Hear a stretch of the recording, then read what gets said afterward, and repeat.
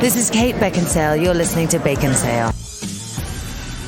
Once there was a podcast with Kate and Joel and Jacob recorded in a man cave when they tried to make a list of one-hit wonders. They begin to hate each other. I can't do it anymore. That's great. We couldn't quite explain it. We'd always just done this tournament. Hey. That was an awkward opening. Welcome to Baconsale. I'm Joel. I'm Kent. And Jacob, ashamedly. And we have to jump right into it because we have a long show today. We already know it's going to be a long show, but we wanted to thank you for listening to the Quick Wit show last time. Actually, I can't remember if it was it Terry or was it Mary? One of them said Sherry, maybe. One of them said, we should totally do a Quick Wits Baconsale night where Baconsale goes to Quick Wits. That will go really well. Yeah. So, I mean, I did so great on those games that we should try that. So I'll talk to Bob. We'll get something worked out and we'll see if we can get something in the works so that all Baconsale fans can go. We can invite the whole Pod Bash Goblin group. I don't think Kent and I should do that. And then, No. I'll be up on Yes. stage and pull you on for a game or two. That's Okay. it. So No, if we're going, we're headlining. That's it. Period. That's going to go great. but we need to get right into the the show. What are we talking about today, Jacob? Guys, today we're going to talk about the worst openings on Baconsale. Hey, you're in the top 10. Yay! 9 Probably of the top 10. one. Yeah. Guys, fast. Listener, I'm sorry for that opening. The one take, okay? I'm sorry for what I did. You did good. All right. So today, guys, it's time. Man, we have been talking about this for a long time. Yes. 90s one-hit wonders. Yep. Ever since our 90s alternative show went so well and pleased so many people. No one complained about that show whatsoever. And no one will disagree with us this time, for sure. Yes. But we... So 90s one-hit wonders, Jacob, you mean like Ice Ice Baby and Sir Mix-a-Lot Baby Got Back? Exactly. Just like those. We're going to cover those at a different time because... What? Those are hip-hop.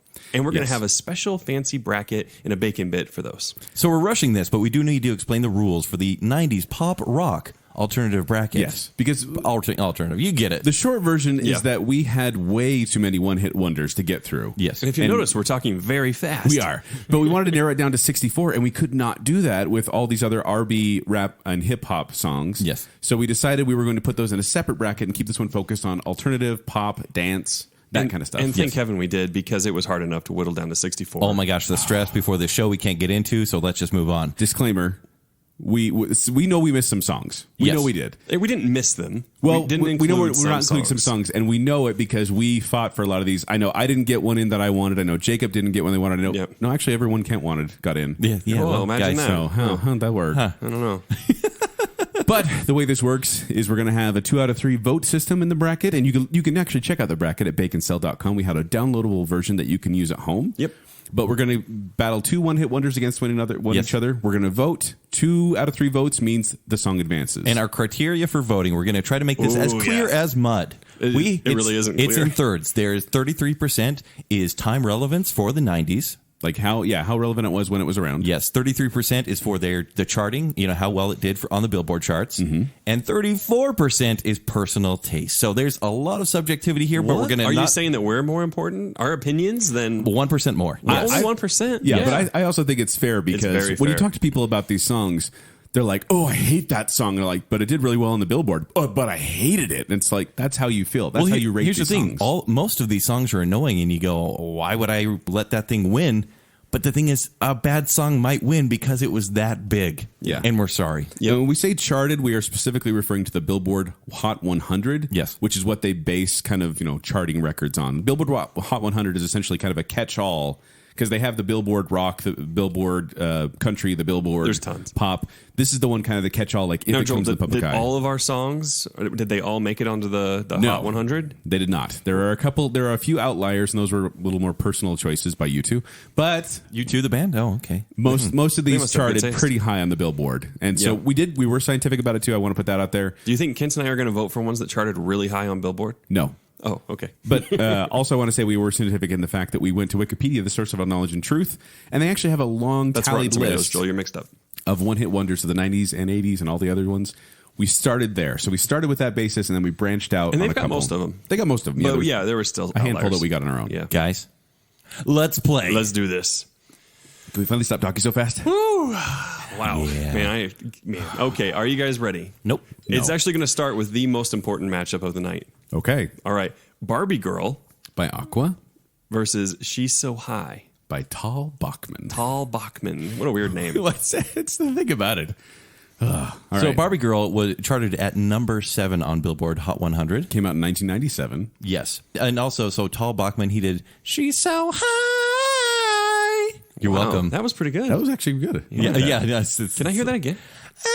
I like how that. She loves well, me. Somebody that I didn't recognize by title, but then when I forget heard it's it, a I'm like, singing oh. episode. Oh, it's gonna be Yay! loud. Oh, yeah, absolutely. But the mere fact that you had to sing that, Kent, leads me to believe. You say Barbie Girl, people know it. You say She's So High, and they're like, "What's that one again?"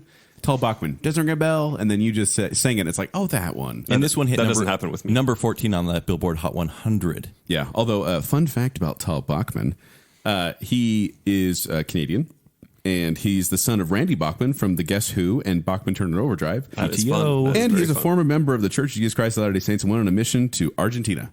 Yeah. Kind of weird to think about that. Yes. Until he decided he absolutely hated the church. Yeah, he's not a big fan now. So there we have these two, and I think, I know this one's got to go to Barbie Girl for me. I feel like Barbie Girl is the more iconic song, the one where people recognize, the funner song. Even though She's So High is good, I don't think it had, and this is where it comes into staying power. I think in the '90s, Barbie Girl was much more prevalent, and people still know it today. Whereas She's So High has kind of faded.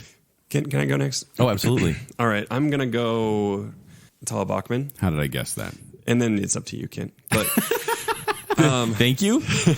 yeah, so the reason being is for everything you just said, Joel, about Barbie Girl, like they recognize it. So I hear Barbie Girl and I'm like, how did that go again? Because I blocked it out mentally. You know. Because it you was... know, you hear, I'm a Barbie girl in a Barbie world. No, I have to think about it. I have to think about it for a You second. have to think about it. It's instantaneous. No, it's because it's so like invasive that I've mentally blocked it out, right?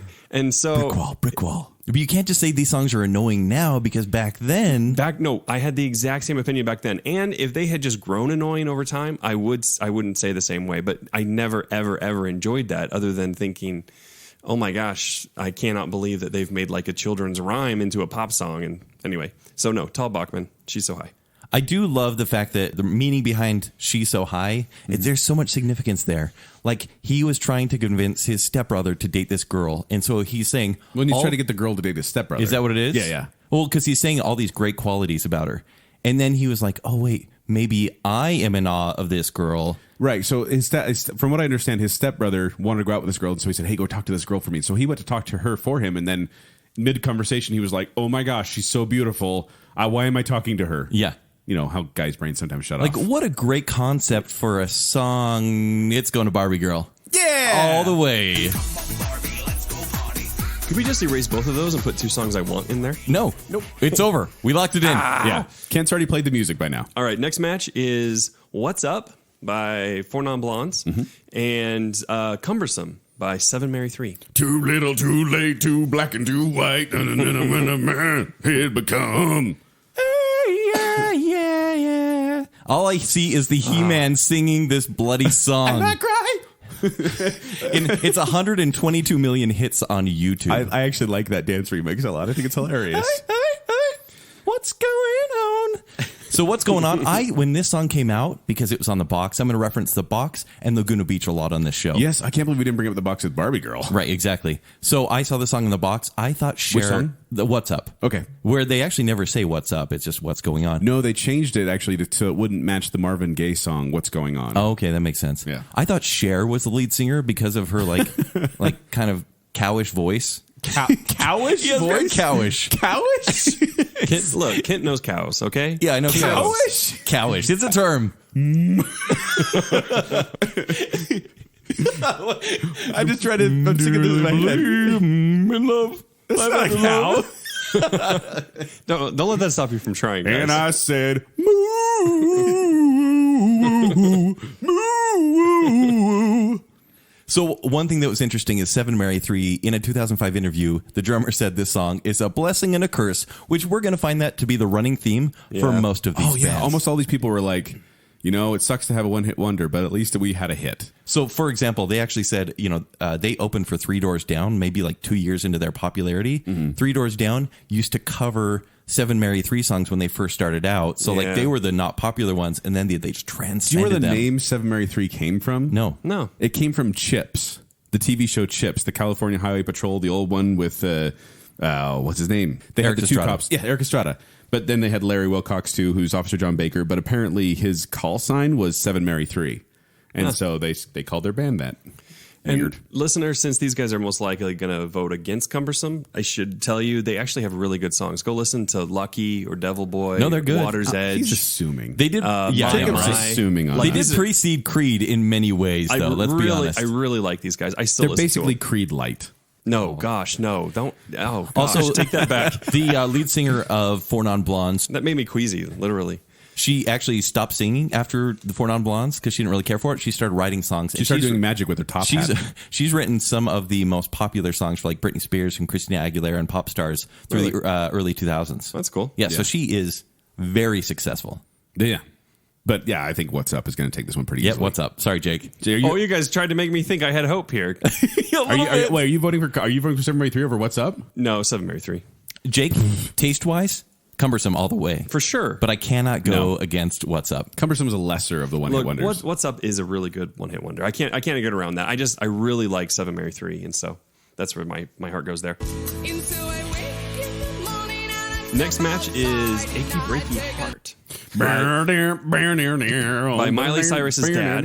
Oh, I hate that's what he's become. He was the mullet before. It's not like there's A a mullet with a tank top. progression there or anything. So we can bring a heart by Billy Ray Cyrus And Sell Out.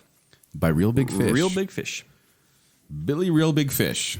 Jacob, why don't you go first in this one? I'll go Achy Breaky Heart for all the reasons you guys have been voting for the last two, which is popularity, not substance. So, yeah, that's it. I'm gonna go how next. How does that feel? How do you guys like that? Huh? Great. Oh, yeah. Don't even care about the really better song. I'll just vote for the more popular one. Go on. Okay. So I do have to say, I don't know if this one will win or lose. In fact, it's fine whichever way it goes. But I will say that Sell Out, for me, introduced me, once again on the box, introduced me to the Real Big Fish, which became my top 5 band until maybe 2002 or 2003. When it became Train? What? Wait, what? Real Big Fish became Train? No, when your paper band became Train. Travis, not Travis! Train. It's Don't Travis. I was like, how dare you, sir? I know. Like, it just sounded like a slam. That's all And I you're know. right, actually. Travis did take that spot. Yeah. But Real Big Fish, He's always singing Meet Virginia. So. I That's Train. Okay, yeah, I got it now. I ended up loving Real Big Fish. All those And T bands are the same in my mind. And they were one of these 90s ska bands, which I really clung to. And they're so much fun to see in concert. And so I will say that I love Sell Out, even though it's a radio song. I love it because it introduced me to them. Because they're sellouts. And I'm going to have to go with my heart on this one. So inconsistent, I know. like I did last time. That's fine. That's what this is about. This whole point of this bracket is going to be 34% is heart, okay? Yeah. No, but I will say this. They have a greatest hits album, Real Big Fish does. That's called Greatest Hit ... and more. They know they have one hit. That's funny. And it's always been, once again, And a it is- curse for them. It is funny to me how their song about selling out to the radio industry essentially is their biggest hit. Yes. Yeah, just But you funny. voted Sell Out? Yes. Well, Gee, I wonder what to win. A lot of weight 'cause- on your shoulders. Well, no, because the thing is, I listened to Sell It today. I'm like, man, that is such a fun song. It is. And people are going to get mad at us calling Real Big Fish a one-hit wonder. That was one where people were like, Real Big Fish aren't one-hit true. wonders. They don't have any hits. Right? People will. But no, this one's got to go to Achy Breaky Heart. Are you not going to sing it? What, Achy Breaky Heart? Yeah. Don't tell my heart, my achy breaky heart. It's almost too easy, right? So this was If only because this is one of the few, I think maybe 5 songs that Weird Al has done a parody on this list. it was meant to be an Oak Ridge Boys song. You remember Oak Ridge Boys? Mm-hmm. Yeah, Jesus was born today. I was gonna go, born in a manger. Elvira. Elvira's so good, but it's Christmas almost. And so, but they did not like the term achy breaky, so they refused to sing this song, and Yeah. it became a Billy Ray Cyrus song. And Weird Al Yankovic's version is Achy Breaky Song, where he relentlessly mocks Achy Breaky Heart, but he felt it was too mean-spirited, and so he ended up donating all the proceeds to charity. So Billy Ray Cyrus after he was poor, pretty much. was he ever poor, though? Yeah, I wonder. The guy sold out his daughter.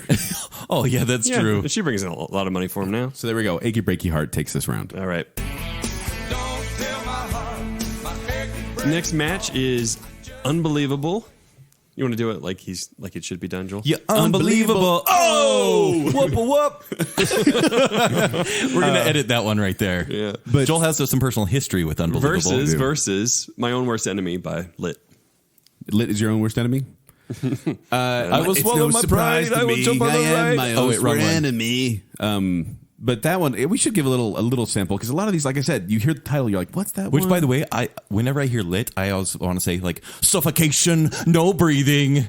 Who is that? That's Papa Roach. Papa Roach. Oh, Papa Roach, why, yeah. why do you get Papa Roach mixed up with With them? lit because it's the same time period. They and were they're all very different. They're all kind of trash alternative. Let's be honest. Papa Roach is not trash alternative. What? They were rock. They were rock. created the They were- genre. They're trash They were rock alternative. rap. As Greg all the from way. Greg's Guide would call them, is post trash alternative. Everything's post to Greg. Yes. That first album was good. Okay. It was. By the way, we hope you're playing along at home. So EMF, Unbelievable versus Lit, My Own Worst Enemy. Kent, why don't you go first on this one? I'm going to go first because I feel like your purple prose is going to give you away. My purple pro. Oh, your purple prose. Is that really the word? Yeah, it's purple prose, which means prose that is too elaborate or ornate. So lit, they for My Own Worst Enemy got number 51 on Billboard, and Unbelievable was number one. So it's pretty big, right? Do we listen to the charts in the last one? I guess we don't need to listen to all of them. Yeah, we can just kind of. And you can really make an argument about Lit not being a one-hit wonder, but Can you? So What else did they have? Ziploc Bag and Don't know it. You Make Me Complete. Or Complete is You're actually making this up. Thank you, Jacob, for telling me I make Those it were complete. radio hits. Sure, they were.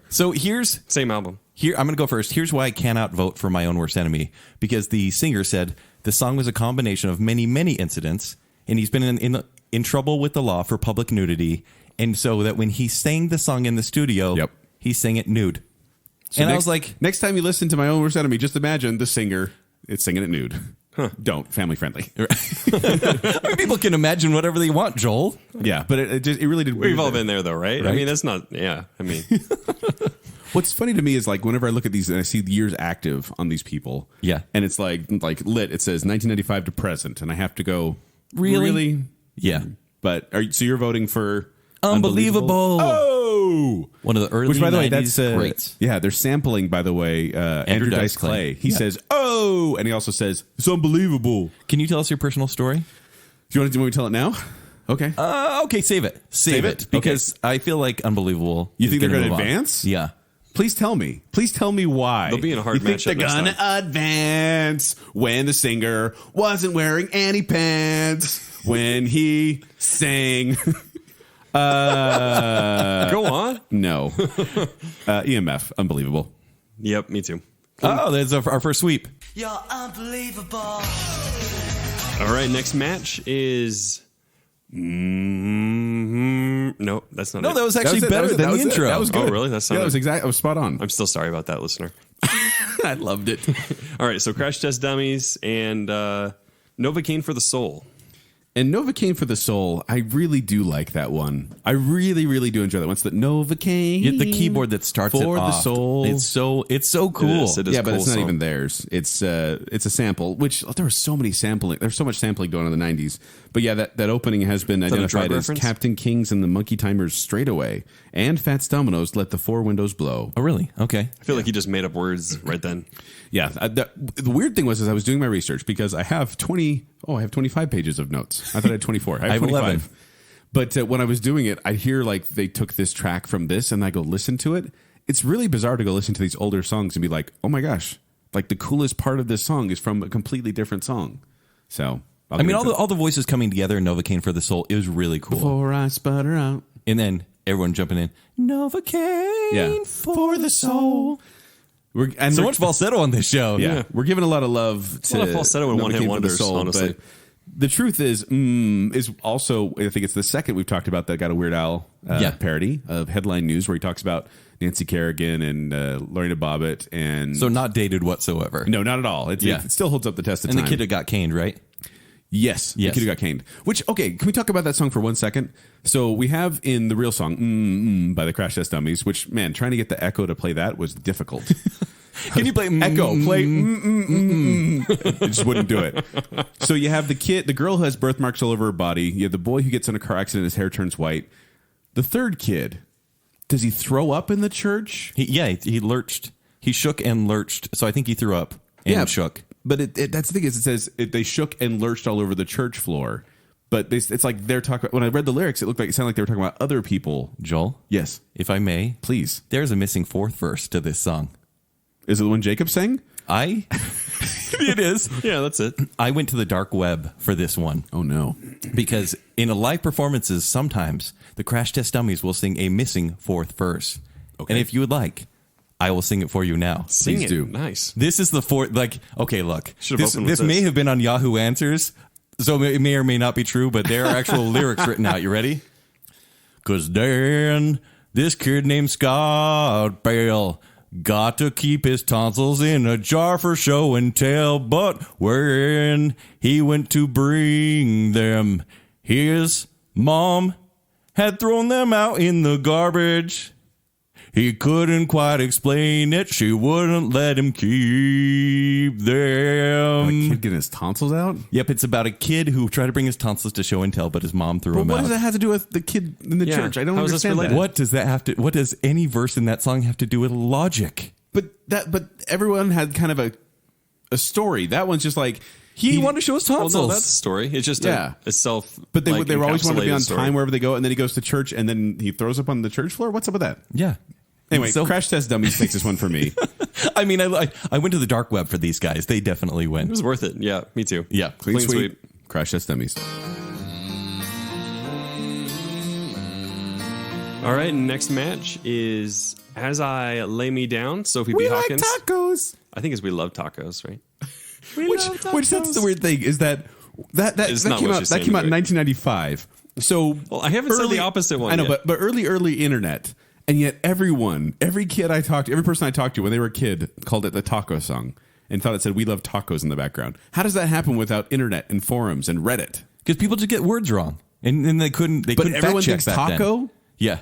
Okay. It's because they love tacos, right? Get We like real. tacos. They love tacos. Everybody As loves tacos. I I love lay me- tacos. You love We like tacos. tacos. Kent It's loves actually. tacos. I'll whisper your name in the sky. Ula Coco. Ula caco. Oh, Ula. Sorry, Ula Caco. Get it right, man. Caco.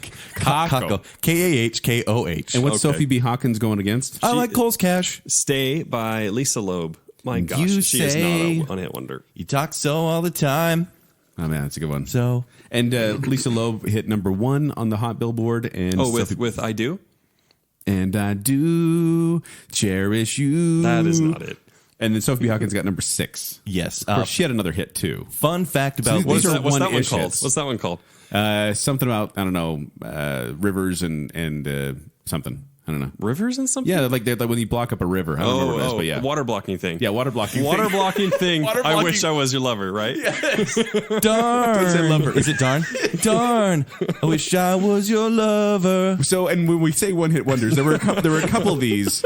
There were a couple of these that were one-ish one-hit wonders in that they had one other hit, maybe, but it wasn't as big, or we just really thought this song encapsulated the 90s, and I feel like this was one of those. That's it for Lisa Loeb, I think. So, fun fact about Lisa Loeb is Ethan Hawke was her neighbor. Ethan Hawke, up and coming actor in the early 90s. She sang this song. He took the tape and gave it to Ben Stiller, who put it in Reality Bites, and that's where she got a big In break. Reality Bites, my sister had that soundtrack, and I listened to it all the time. Yeah. It was great.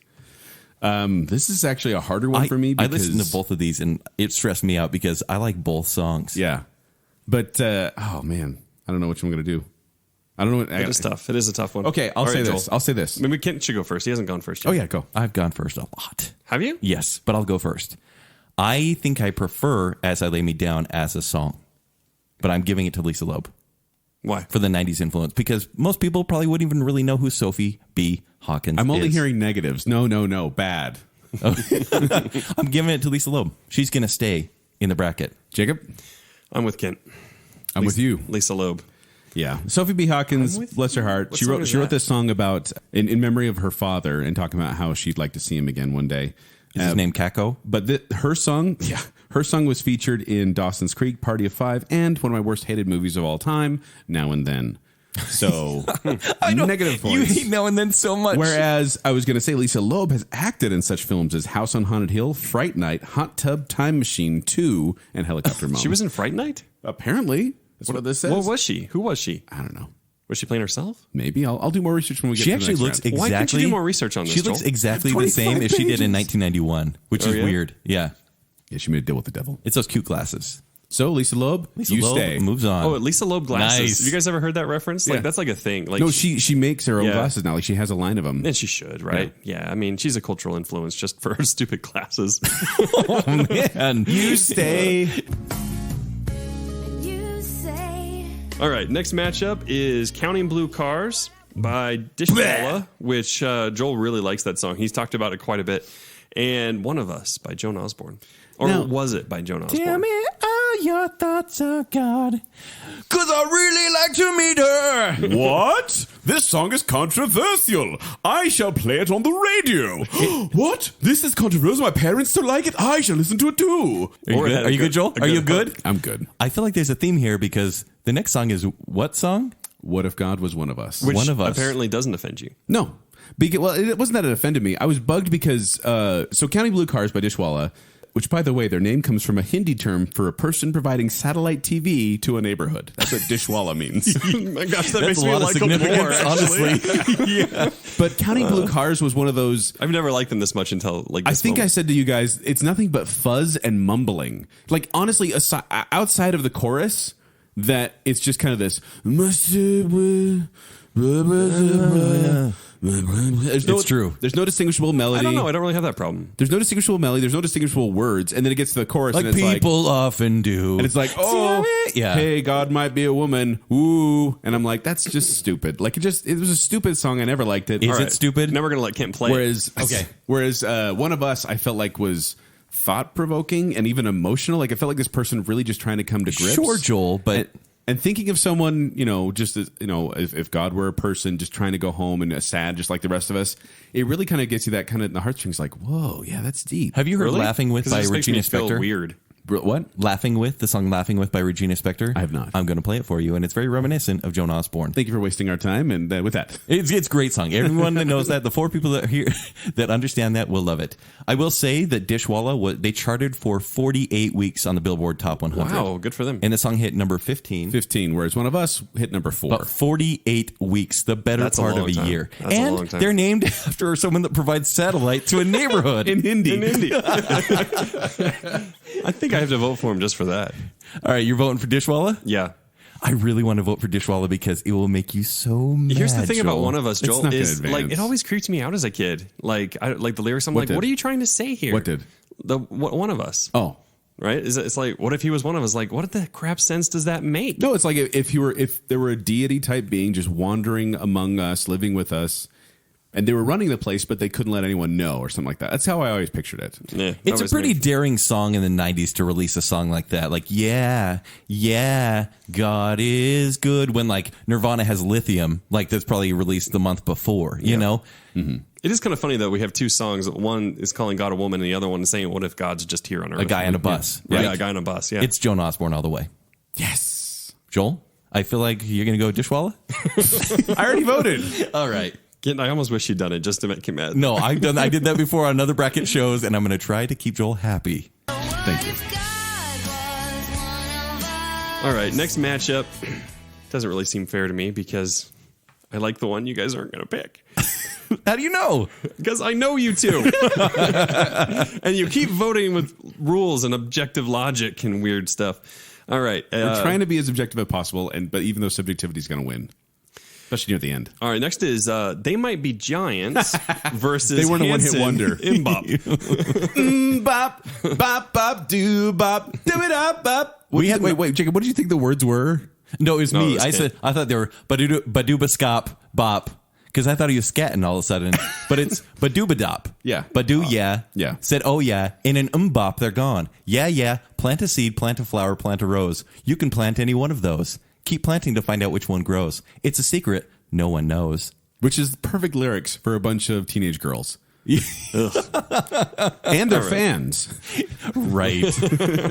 And then what's Mbop going against? So, yeah, Hanson's Mbop, and that's going against If You Could Only See by Tonic. If you could only see the way she loves me, maybe you would like this song. Oh, it's a good song. Also, they have Open Up Your Eyes, which is a good Which apparently Emerson Hartz wrote the song because he was in a relationship with an older woman that his parents didn't approve of. And he actually said that to his mother on the phone. It was like, if you could only see the way she loves me, maybe you understand. And then he ended up writing the song And because of that. his mom was in a car accident like the next day and died. What?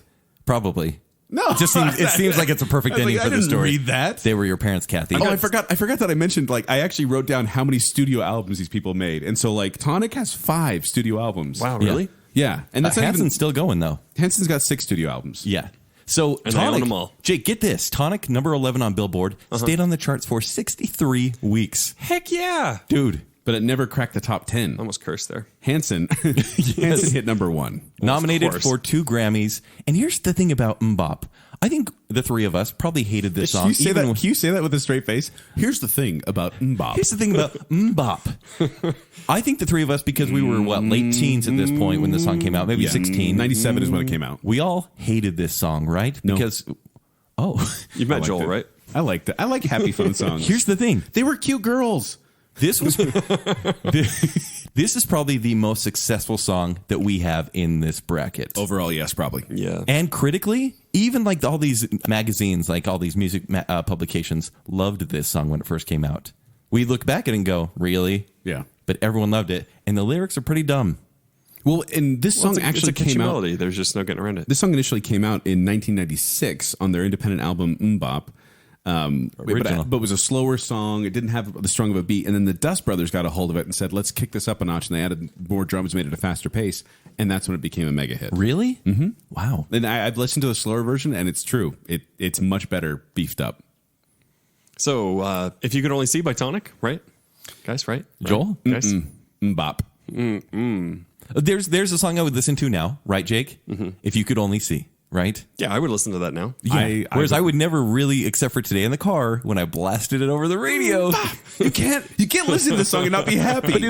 Yeah, I can't.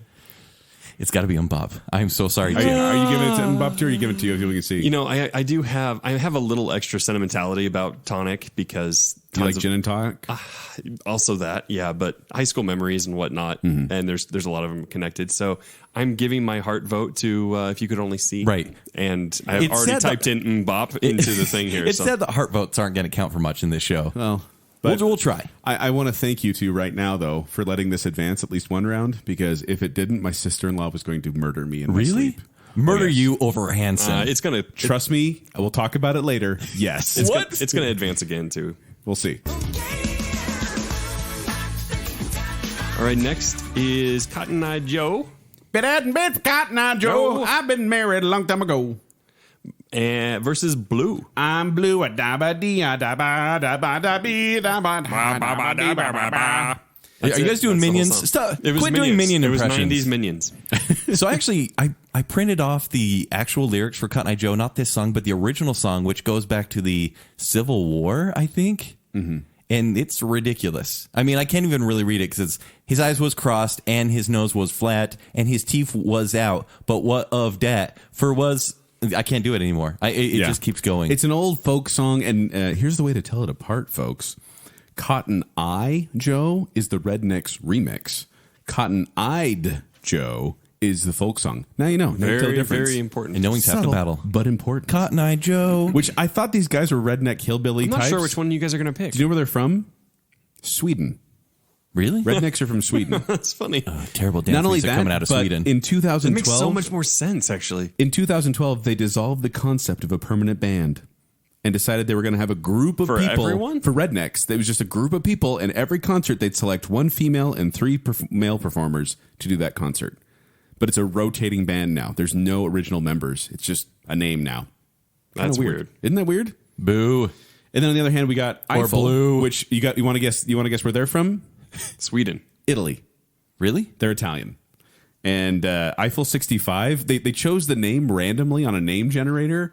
And then when they made the pressing for the record, I think it was the manager was writing down a phone number and accidentally wrote 65 on the paper. And so then when they pressed it, it said Eiffel 65. And they're like, what's the 65? The manager's like, I don't know. I thought you guys did that.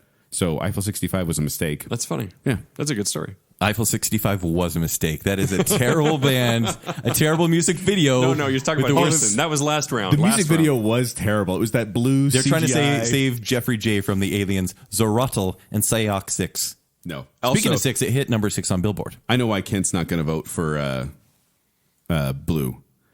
It's because it's featured on Iron Man 3 and Smurfs: The Lost Village. He loves the Lost Village. I love it. And Big Fat Liar, too. Can I tell you this? Oh, Big Fat Liar when Paul Giamatti turns blue. Yeah. That's hilarious. I'm blue, da ba dee da ba da. And have you guys ever hear that some people were like, I believe there's a God. I believe there's a God. Yeah. I always thought right? I always thought it was I'm blue and I'm in need. I'm a guy and I'm in need. I'm in need and I'm a guy. Yeah. I'm See, in need. Like he wants a But girl. but really, it's Sounds nonsense. like he's projecting some thoughts. Is what's happening there. I'm in need and I'm a guy. It came out in 99. I was 19. Yeah. I we needed don't blame a you. girlfriend. I'm We a don't blame guy. you. Can I tell you guys about the things that are blue? Because I went through the painstaking effort to go through the lyrics. You did not. Little guy, the world, his vision, his inside and his outside, his house, his little window, his Corvette, everything, clothes, streets, trees, his girlfriend, the people, his words, and his feelings. They're all blue. Because, This is just begging for. I mean, I hate this song, but it has to win. It has to You're giving win. it to blue? I'm giving it Really? to blue. Jacob, what about you? Of annoying songs, this one is less annoying than Cotton Eye Joe. I'll say Cotton Eye Joe is the less annoying song. So you're voting for Cotton Eye Joe? I'll go Cotton Eye Joe. This actually is fairly easy for me because when these came out, Rednecks came out in 95, Blue came out in 99. One of these, when it comes on, I will dance to, regardless. Like they played at Quick Wits a lot of times. In between the games, they'll play music, and if this one comes on, I'll dance. I know what it is. If the other one comes on, it's just kind of this bobbing head. Yep. So you can probably guess. Cotton Eye Joe. I'm voting for Cotton Eye Joe. Wow, Cotton Eye Joe's beating blue? Someone has sided with me. It has been Cotton Eye Joe. Ew, gross. All right, next matchup. Two songs you don't care about. Way to sell it, Jake. Popular by Not a Surf and Everybody's Free by, I forget, Everyone's Free. Boz Lerman. Everyone's free to wear Boz sunscreen by Lerman, that's Boz right. Lerman. Yeah. And we should probably sing it too. Why don't you sing Popular? Okay, ready? Being attractive is the most important thing there is. If you want to catch the biggest fish in your pond, you have to be as attractive as possible. Make sure to keep your hair spotless and clean. Wash it at least every 2 weeks. Once every 2 weeks. You guys and when are- you see Johnny Football Hero in the hall, tell him he played a great game. Tell him you liked his article in the newspaper. I got a new car. Is this what it's like to be I'm Jacob? popular. That's bizarre. I'm a football star. By the way, the whole song, except for the chorus, was made up from a 1964 teen advice book, Penny's Guide to Teenage Charm and Isn't it Popularity. weird? I Isn't that like that so song, though. interesting? I don't know. I No, shouldn't. and that's the thing. It's really nihilistic, the whole song. Oh, it is. But those lyrics, all about being popular, they are taken from an advice book Yeah, for in teenage 1964. girls. It's so sad. Well, that's kind of the idea, though. By the way, Not a Surf has 8 studio albums. I own them all. I own nada.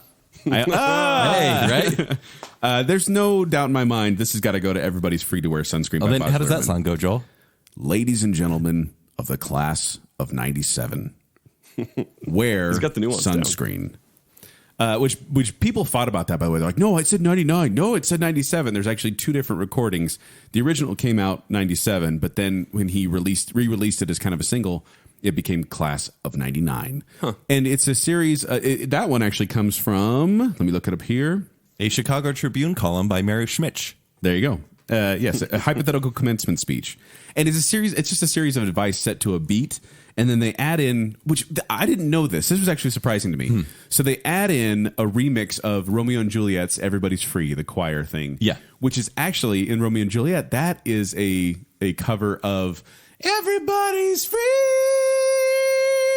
Feels good.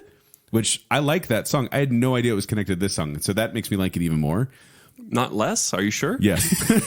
I like it I more. thought you were going with less. That's No. what I thought. I love that song. But that's by what's her name? Rosala was her name. That was a big dance hit back in the day. But this song, I thought everyone knew Everybody's Free to Wear Sunscreen. It charted at 24. Not a Surf didn't chart actually. But when I talked to Chad and Dave, some friends at work, they had no concept of the song. 2 different people, 2 different ages. Sunscreen, Actually, no right? concept Is of it the song. sunscreen? I only had Yeah, the they didn't know Vegas sunscreen. only the Vegas memory of it actually. Here's the thing, though. For me, it it's- was everywhere. It's a really inspirational song with great messages. It's kind of like a true. fortune cookie Yeah. song. Maybe you'll marry, maybe you won't. Maybe you'll have children, maybe you won't. Maybe you'll divorce at 40, maybe you'll dance the funky chicken on your 75th wedding anniversary. Like stuff like that where I'm like, that's good, just deal with life. I like that. And so I've got to give it to Boz Lerman. Which is weird to say Baz Luhrmann as an it's artist confusing. because if you don't know, he's a film director. He did Moulin Rouge and Strictly Ballroom in Australia, and I'm missing one, Romeo and Juliet. I'm sure it's a different Baz Luhrmann. It's the same one. No, there's lots of Baz Luhrmanns out there. B-A-Z Luhrmann. Oh, look, there's so many Luhrmanns in the phone book. But yes, Everybody's Free Wear Sunscreen's got to take it, only because it inspired me, and I love listening to it. Popular just always annoyed me, and I don't know it that well. I definitely don't know it as well as you two. Jake, if I may, one's a song and one is not. And I don't feel that everyone's free to wear sunscreen. Brothers and sisters. They sing in the middle there. Yeah, there's something there. So you're saying rap is not music? Is that what you're saying? Is he Ken? rapping? They're talking over a beat. Okay. Well, so is Popular. There's a And then different there's a word for that. chorus. And even though I feel way more inspired by Sunscreen, Popular has the winning vote for me. Because I feel like there was one summer where Sunscreen is popular. Whereas Popular, it's going to be popular. It was for like 3 Can't years. you just put the death nail? Because there's no way Jacob's going to vote for Baz Luhrmann. Jake? Yeah, Baz Luhrmann, obviously. No. Which one? Which Boz? Well, honestly, it is really close because the messaging is way better, as you said, Yes. Joel and Baz Luhrmann, and I really do have to give it to it for that. But I actually had the album, the Not a Surf album for Popular, and I listened to it. I listened to it, and it was good. Do they I all liked talk it. through the songs? Or No, they had regular songs on there. Okay. No, this was kind of a one-off thing where they were just kind of fooling around and. Yeah. So Kent hates Australia is what we're coming through because he hates Baz Luhrmann. He hates Lee Perry, who did the voiceover work, a famous Australian actor. Wow. Jeez. Too bad Kent hates Australia. Yeah, I kind of do, actually. Man, That's okay. I can't believe you sided with Kent. That was a dangerous move. I know. One charted, one didn't, and you guys are choosing the one that didn't. I'm sorry. He's really mad. All right, gentlemen, next matchup is going to be Steal My Sunshine by Lynn. By who? Lynn, L-E-N. Len. Yes, Len? Len. Is it Len? From the album Can't Stop the Bum Rush. Family friendly. It's the name of an album. Can't Stop the Bum Rush? Can't Stop the Bum what does Rush. that Stop mean? repeating it. Let's move on. Can't No. Stop Against. the Bum Rush. Against. Save Tonight by Eagle Eye Cherry. So, Len, Still My Sunshine coming out in 99, and also Eagle Eye Cherry Save Tonight coming out in 99. It's all for me. With you steal my sunshine. I I can't even do that. It's that the drums at the beginning, that like a Like me glockenspiel. for you. Which once again, this is an Save example of tonight. sampling. That the beginning of the Len, that drum beat that's behind it is actually from the instrumental portion of the Andrea True Connections 1976 disco single, More, More, More. How do you like it? How do you like it? But they stole that. I love that little drum beat, glockenspiel, whatever it was. I don't even know what it was. Just that wood block, essentially. I love that sound. Didn't even come from Len. He made it up. And then he comes in there. Oh, really? I was lying on the bed. I was lying on the grass on Sunday morning of last week. That was close. Indulging in my self-defeat. My mind was thugged, all laced, and bugged, all twisted, wrong, and beat. A comfortable 3 feet deep. These lyrics make no sense. They don't. They're like LFO level. I have more lyrics. by the... Oh, where's Save Tonight, though? Save tonight. Save tonight. For the Fight break the break of dawn. Come tomorrow. I don't know any of these I'm lyrics. going Tomorrow on I'll my be mission. gone. What? Actually, this is one of the first parody songs that I wrote. I was going on my mission, and so I wrote a parody about Save Tonight. That's funny. That's about going on my mission the next day. Like, Did you sing that to a girl it was right like before you it left? was Is like that the idea? Just you, me, and a bottle of Sprite all through the night with a chaperone. Like it was like all that kind of joking around. It was like your last night with your girlfriend before you go on your mission. I will say this. Even though I'm not going to save Eagle Eye Cherry tonight, it was awarded a Rock Bajornen Award for Swedish Song of the Year in 1997. Because what's his name? Eagle Eye Cherry. Eagle Eye Cherry. Cherry. He's Mr. Cherry Swedish. himself. He's a Swedish rock musician. Really? And he is the half brother of singer Nena Cherry. They don't have a Swedish sound. Do you guys remember Nena Cherry? Buffalo Stance? Ba-da-da, ba-da-da, no money man will get my I love. have no idea what he's doing. What? No, I don't even know. I love Buffalo I hardly Stance. know I heard who you are. Big Maraschino 80s hit. Cherries. No, big 80s hit. Okay. So wait, Kent, you're voting for Len? Oh, Len all the way. I'll go next. I'll vote for Save Tonight since that's actually a real song. I'm going to agree with Jacob. It's a real song. Yeah. Save Tonight moves on. You're voting out Still My Sunshine? You should get. I don't think you should be that shocked. I am shocked. This song made is garbage. What? It's not garbage. I like It's Still actually My a Sunshine. fun beat, and it made an impact. Save Tonight was a fun sort of alternative Impact. song. It made number 9 on the Billboard, whereas Eagle Eye Cherry, Save Tonight, number 5 on the Billboard Hot 100. Yeah, it's a better song. It outperforms it, and Still My Sunshine is fine, Kent. I it's like better it, than fine. but Save Tonight takes me back to the late 90s. Like that really is a 90s song. Still My Sunshine takes me to Laguna Beach. It's like I'm walking. It's like I'm barely watching people swim at Laguna Beach again. What were our 3 categories again? It's a Time personal relevance, preference, yeah. time relevance, Yeah. and Billboard. Yeah, Billboard. yeah, it wins for time relevance. Really? Yes. For me, it does. Yeah, No, could I feel like I Save could Tonight could come out this year and it would still be an okay song. Number 4. Still My Sunshine? That was perfect for the late 90s. It could come out right now. That could come out right now. No, I don't think so. Totally. It's the kind of kitsch that was perfect for late 90s. Len has 5 studio albums, believe it or not. And I own them all. I am heartbroken. Okay, let's move on. All right, next match is Tom's Diner, which is a cool hook, isn't it? Versus Possum Kingdom. You wanna die? Make up your mind. Decide to walk with me. Trent Reznor's singing it for some reason now. I don't understand. We've talked about this song before on the show. Yeah. Because I thought Silverchair was Toadies, as you recall, from our Lindy's Alternative That's Bracket. funny, yeah. But I like Possum Kingdom. I think it's an okay song. Ken, for the clip of this one, will you just play the whole song? Yeah. Just to bless them. But I don't get the love for this song. This was an okay song for me. I was always like, yeah, that one. That's a fun background song. But Suzanne Vega and Tom's Diner was iconic in the early 90s. Like, you just recognize that. Which, by the way, fun facts about Tom's Diner. Written in 1982 about Tom's Restaurant in New York City, which if you don't know what that is, it's the restaurant. It's the exterior of the restaurant they always showed in Seinfeld. That's Tom's Restaurant. Oh, that's cool. And she wrote it while she was there eating. And actually, people have been so obsessed about this song, they've gone through the lyrics of the song and pinpointed the actual date when she wrote the song based on what she says. When she says, like, there's an actor who died. I don't remember who it was. Mm-hmm. And she talks about looking for the funnies. And they're like, okay, the funnies are only in this paper. And the only actor that was in the paper that day that had died was William Holden. Therefore, she wrote this song on November 18th, 1981. And she later confirmed that was true. So kind of creepy.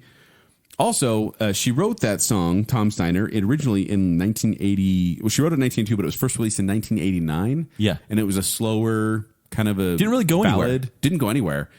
Then DNA, which is a couple of music producers in England, took it, turned it to a dance remix with a beat behind it, and made the hook Which is so memorable. It really is. It's a great hook. It's almost like shoo-be-doo-be-doo-boo-boo. Oh. There you go. But they took it, and without her permission, or the studio's permission, or the producer's permission, they turned it into a dance remix and released it without anyone knowing. Like, no one gave it permission to do it. Wow. Became a huge hit. And this is why it's cool, because instead of suing them or taking them to court, the record company decided to buy the release and to buy the remix and release it, and it became her greatest hit. Number 5 on Billboard. Yeah, Where it didn't go anywhere before. but I know neither one of you are going to vote for it, so I'm voting for Tom's Diner. No. Oh, okay. I was going to say, vote with your heart, Joel. Well, and my heart. I have been. My heart and objective performance, because Suzanne Vega and DNA, Tom's Diner, number 5 on the Billboard. Possum Kingdom, 40. Yeah, 40 is just touching it. Yeah, but still, it's a better song. No, it's So not. you're going to go for Possum Kingdom, Jake? For sure. Over Tom's Diner, yeah. Tom's Diner deserves this, guys. Well, Jake, I can promise you, I'll not be a I gentleman. knew you guys were going to do this. Possum Kingdom. I have to go with my heart on this one. It's a great multi-layered song. It's an and I annoying love the song. hook of Tom's Diner. I love it, but it should have Yeah, gone up I against agree. this. I It's agree. 90s. You hear Tom's Diner, you think 90s. You hear Possum Kingdom, you think, I have heartburn. You think classic, No, memorable, I think never-ending, classic, cool rock songs. alternative 90s band that should have been a lot bigger than they were. Yeah, they should have been. No, they shouldn't have. Absolutely. It's one of They the shouldn't coolest have. rock songs from the 90s. It's not really. I mean, although Possum Kingdom has 7 studio albums. I own them all. Toadies. Yes. Everyone. Yeah, what I say. It's Possum Kingdom, but yes. Maybe I'll wait for the next episode and I'll get into the background of Possum Kingdom because it's Yeah. a cool story. Okay. Make up your mind. Next match is More Than Words More than words is all that I can give. I like how it dissolves into tones. To say that you love me, 'cause I already know. La, da, da, da, da, da, da, da. So beautiful. More than words. Hey, that deserves a high five right there. Versus Missing by And I miss Everything But you the Girl. like the deserts miss the rain. Wow, we should start it. We should do our own album. Baconsale does acapella covers of 90s one-hit wonders. I always thought it was. I'd buy that. And I miss you like the desert's mystery. Even though it makes no sense. Am I right? Desert's Mystery? Yeah, the desert has so many mysteries. Well, and you miss it. Okay, but I cannot listen to Missing by Everything But the Girl without thinking of Mango from SNL. Do you remember him? Yeah. Why? Because every time people would, like, Mango was a character played by Chris Kattan in SNL. And he was always... That's not the song he did the head dance to, is it? No, because No, he would... that it'd be song like, is coming up. He would be wearing, like, short shorts and, like, a tank top and, like, a beret. And everyone loved him. Everyone It was loved just- him. Garth Brooks. And Yeah. I remember Garth Brooks in particular. 'Cause No, made me it was laugh a really funny hard. thing that all the celebrities liked him. Yeah. And every time they'd dream about Mango, he'd be dancing to this song. It'd be like, I'm dancing. They can't see it, but Yeah. Here's what's interesting Looks about good to me. Everything But the Girl. This was a song from their 8th album. And they were Wow. a folk and jazz band before this. And had this song, 12 albums. This song turned them into an electronic band. This one hit number 2. And they're one of the few. I was going to say Everything But the Girl is one of the few here where they actually have an end date on their years active. They ended in 2000. Everyone else, it's like present. But I mean, this seems like a shoe-in to me, so I'll go first. It's got to be More Than Words. That song was everywhere, and everyone loved it. Number 1. Missing was actually number 2 at one point on the Billboard. Yeah. Hot It was 100. really number 1? Yeah. No, Extreme, More Than Words. Oh, I didn't see that. Oh yeah. Huh. It was big. It was on Joel's private chart, so it doesn't really count, but it was number 1 there. But the funny thing about More Than Words is it's this beautiful, soft love ballad, not anything like anything else Extreme has done. Right. Yeah. So people bought this album called Porno Graffiti and expected it to all be lovely, happy love songs, and it wasn't. So I'll go next because I'm going to vote for Missing because You love Mango? I prefer that song. No, I think there's Really? this haunting, eerie sound to it. It's a desert's mystery, right? Desert's Mystery, right? Exactly. So no, I prefer listening to that one. And More Than Words is a catchy tune, but I feel like it sounds like 50 other songs. No, but they got the little bang on the guitar and It's the a good strumming song. guitar. It's a good song. It sounds like others to me. So I don't love it. Extreme, like many other bands here, say that More Than Words was a blessing and a curse. Yeah. That's kind of like the go-to. Everyone expects that from them. I cannot stand More Than Words. No, you guys can't knock that out. on my mission, That is one of the biggest hits we have on here. every single one of my Polynesian companions would borrow a guitar from someone, and all of a sudden I'd hear the guitars that and I'd be like, oh my gosh, I hate this song so much. And then it was Bob Marley. I prayed. Did you know how to talk in your prayed. mission? Oh my gosh, what have we here? You sure it wasn't a ukulele? And there I were cannot ukuleles believe too. you guys and would knock out More Than Words. Here, listen, I listen to thought this. it was gonna be the one I out. prayed that something would happen to a guitar because I heard More Than Words every single morning. And guess what? The guitar slid and it broke. And the strings broke off. When you kick over a guitar, it's not the same as it fell. Yeah. I prayed and Come on, kicked buddy. that guitar. I have to go with Missing. I can't You believe have to go it. with action as well as faith, right? I like Yes. both of them, but More Than Words was such a ubiquitous song. Yeah, It was I'm with you. everywhere. I'm with you. It's true. But You I just said it was I everywhere. hate it. I hate it. That 34% of me hates it so that much. 1% is tipping it over into I can't Yeah. vote It's for a it. 1% thing, yeah. Because it's still Bad. number That's 2 and bad. number 1. Because Missing was number 2 on Billboard. Yeah. No, and I get that More Than Words is probably a bigger hit, but apparently only by a little. And so, yeah, and to me, it really felt derivative. So. Yeah. All right. Please bless.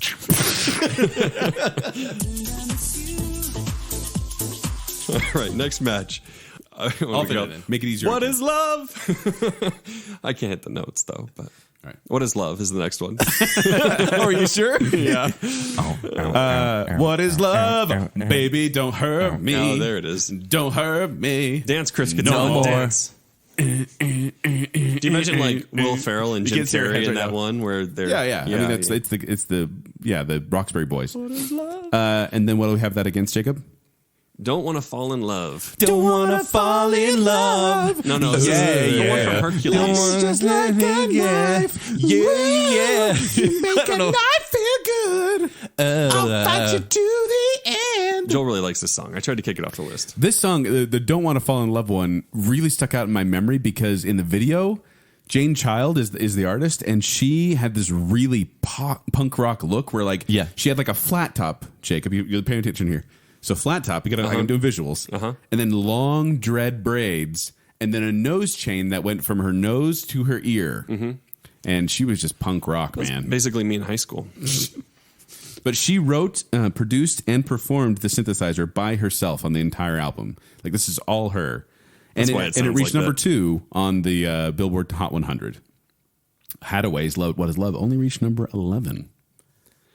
It's funny because both of these songs I think are very lazily written. So on What Is Love, Don't Hurt Me is repeated 16 times. The What Is Love chorus is repeated 9 times. Don't Want to Fall in Love, the verse Don't Want to Fall in Love is repeated 7 times. And I mean, they're both really lazy songs. They're both dance numbers. They're not like they're going for details here, but look, I'll vote What Is Love on this one. Let's get moving. Well, you didn't want Don't Want to Fall in Love on the chart in the first place. I had to fight for that one. Yeah. Joel, you're going to have to go next. I'm actually really torn on this one. I'm like incredibly torn. Not yet. Not yet. You know what? Okay, we're going with personal preference, performance, and ubiquitousness or like presence in the 90s. Yeah.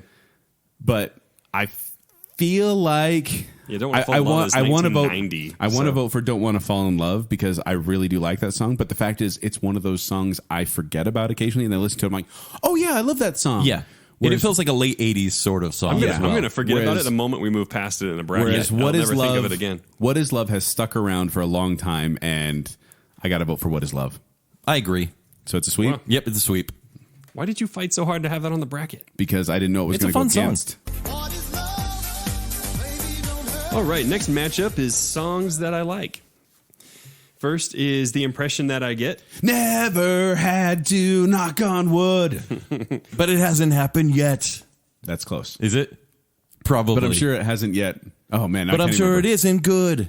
It's the impression that I get. Although my favorite part of that song is, I'm not a coward. I've just never been tested. I like to think that if I was, I would pass. Forget the testing and think of the race I go. I might be a coward. I'm afraid of what I might find out. Never had to knock on wood. You know, that whole song is not about anything that's happened to him. It's just hearsay that's happened to other people because he might be a coward and he might not really do well. Yeah, there you go. It's cool that like a ska punk thing that's going on. It was when swing started coming back and it started the whole ska movement in like 95. No doubt. All those ska bands. So The Impression That I Get versus Flagpole Sitta.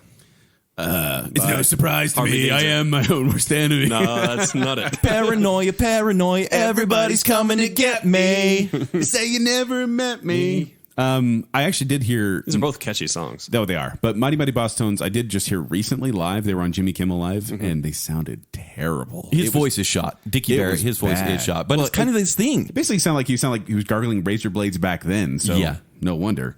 And then Harvey Danger... How many I'm albums not do they have, sick, Joel? but I'm not well. Although the Flagpole Sitta has one of my favorite lines. Me too. If you're bored, then you're boring. Yes. Yeah. High five. What is it? If you're bored, then you're boring. Do you say this to your kids ever? Yes, I do. We're great parents.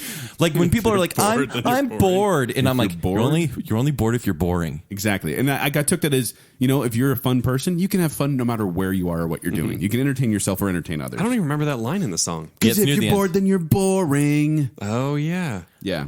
I want to publish scenes and rage against machines. Now, Ken, in our 90s alternative bracket, you said that 1 week was basically Flagpole Sitta. I did.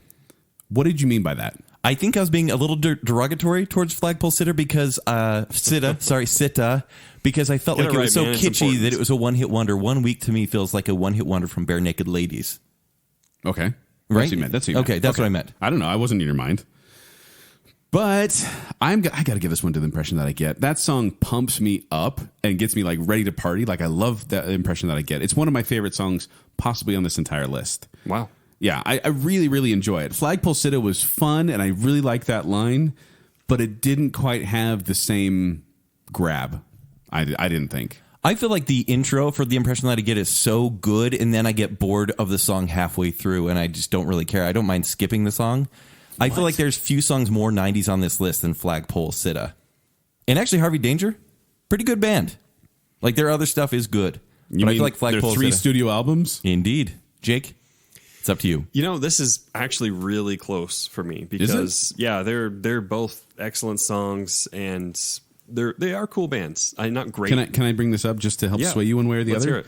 The band was inspired to spell sitter as Sitta because of the Pavement song Fame Throwa and the NWA album Straight Outta Compton. Oh my gosh, that's it. And Dishwalla is Hindi for some of the satellite for the neighborhood. I am not voting for them then. That's over. Impression that I get. Yeah! Is that true? Wait, did that really sway you? No, it didn't sway me. I was like, that is unfair. No, I literally, if this was like a percentage marker, it was like 1 or 2% on the 34 to 33. It really, not even kidding. Yeah, That's it's a really shame. close. Really oh, man. close. They're going to have to sit this one out, I guess. All right, next match is Macarena. Hey,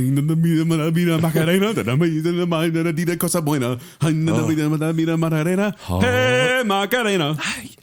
You know, even just saying the By word Los Macarena, Delino. it feels like I'm referencing like this gigantic cultural thing that is like Yep. inescapably huge and Yes. incomprehensible. Yep.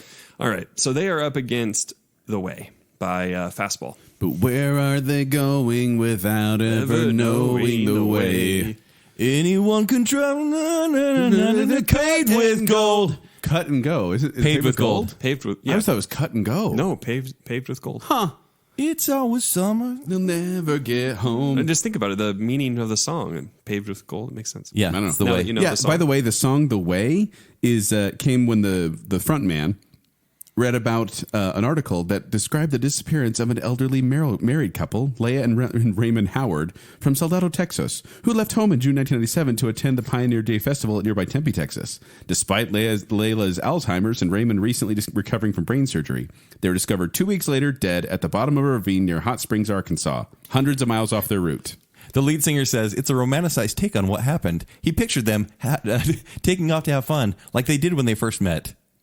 It's really romanticized It's tale. really weird, yeah. I don't know why they wrote that song, and I like "The Way." I thought "Fastball's the Way." So like the things I read about it back in the day were is like it was a deliberate like couple suicide. Like that was always my really, take. Yeah, that's it's funny how those impressions happen too. I Yeah. mean, the impression that I get from this song, but Would you like to know what the real in English the lyrics of Macarena are?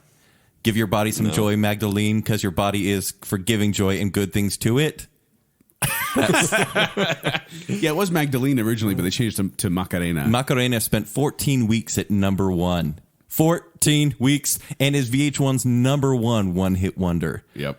But Joel, do you have a factoid about Macarena? Oh, you about the royalties? That one? About a certain presidential candidate? Oh, apparently Al Gore said what? Yeah, Al Gore when he was trying to, I don't know, he's trying to pump up the crowd. He says, "Do you want to see my version of the Macarena?" He stood there for a minute calmly and then said, "Would you like to see it again?" Yes. What? It's Al Gore. Oh my gosh, politicians. I'm gonna go- And then he said, "That time we lost 12 polar ice caps." I'm going to go first on this one. I'm going so against my heart here because I like Fastball and I like the way it has to be a Macarena, which simply because of the success it had. The phenomenon that freaking song started. Yeah, it was. Jacob, are you going to go or do you want me to go? I mean, you're going to say Macarena, so I might as well too. Are you sure? Because I was in SAM, Students Against the Macarena. What? That's a what? In high school. In high school, we were SAM, Students Against the Macarena. Every time that song came on, we go stand against the wall with our arms folded and said, "We're not doing it. We're not doing the Macarena." Really? Yeah. I did that too, but that was with most every song. So you're still in Sam. No, I'm voting for Macarena. Because man, when I was getting this list prepared and that song came on, it was all I could do to not resist start doing the dance at my desk. It was so easy to do. Hey guys, guess what? We're halfway through. No. Oh my gosh. No. Okay, we got to move fast. All right, next matchup is Nothing Compares to You. 'Cause nothing compares. I hate the Pope. Yeah, she did tear up a picture of the Pope live on SNL. Nothing Really? She's crazy. to you. Sinead is cray K. Sinead? Sinead O'Connor is cray K. Oh, I thought it was Sinead. Sinead O'Connor. Oh, okay. Sinead is actually her name. Sinead. Sinead. And the next verse is "I Love You Always Forever" by I love you always, forever, near and far, closer together. everywhere. I will be with you. So funny story. It's Sinead a really O'Connor. catchy song. Yeah. Nothing Compares to You was actually written and composed by Prince, and he wrote it for his side band called The Family, and recorded it for the album The Family. Didn't go anywhere. And then Sinead O'Connor got a hold of it and became a super mega. Throw me off every time you say giant hit. Sinead. She apparently went to his house after this song was released, and they don't get along. They got in an actual fight where she says Prince tried to punch her. Yeah, he says he summoned me. I'll do it in Irish. Yes. He summoned me to his house after Nothing Compares to You. I made it without him. I never met him. He summoned me to his house, and it's foolish to do this to an Irish woman. He said he didn't like me saying bad words in interviews, so I told him to F off. O'Connor said, he got quite violent. I had to escape out of his house at 5 a.m. He packed a bigger punch than mine. Jeez. Fist fight. But later she did say that it was much exaggerated. When she was on Graham Norton, she said it was much exaggerated and referred to Prince as, quote, a sweet guy. She won 3 MTV Moon Men for Video of the Year and Best Female Video and Best Postmodern Video. I Love You Always Forever, number 2 on Billboard for 9 weeks.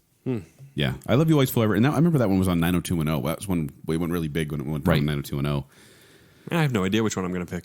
I do, only because I Love You Always Forever I enjoy, but I think that Nothing Compares to You, just emotionally, and the complexity of the song and the music video was just really, really unique for the time, with Sinead O'Connor sitting there with her shaved head just staring at the camera. Very moving.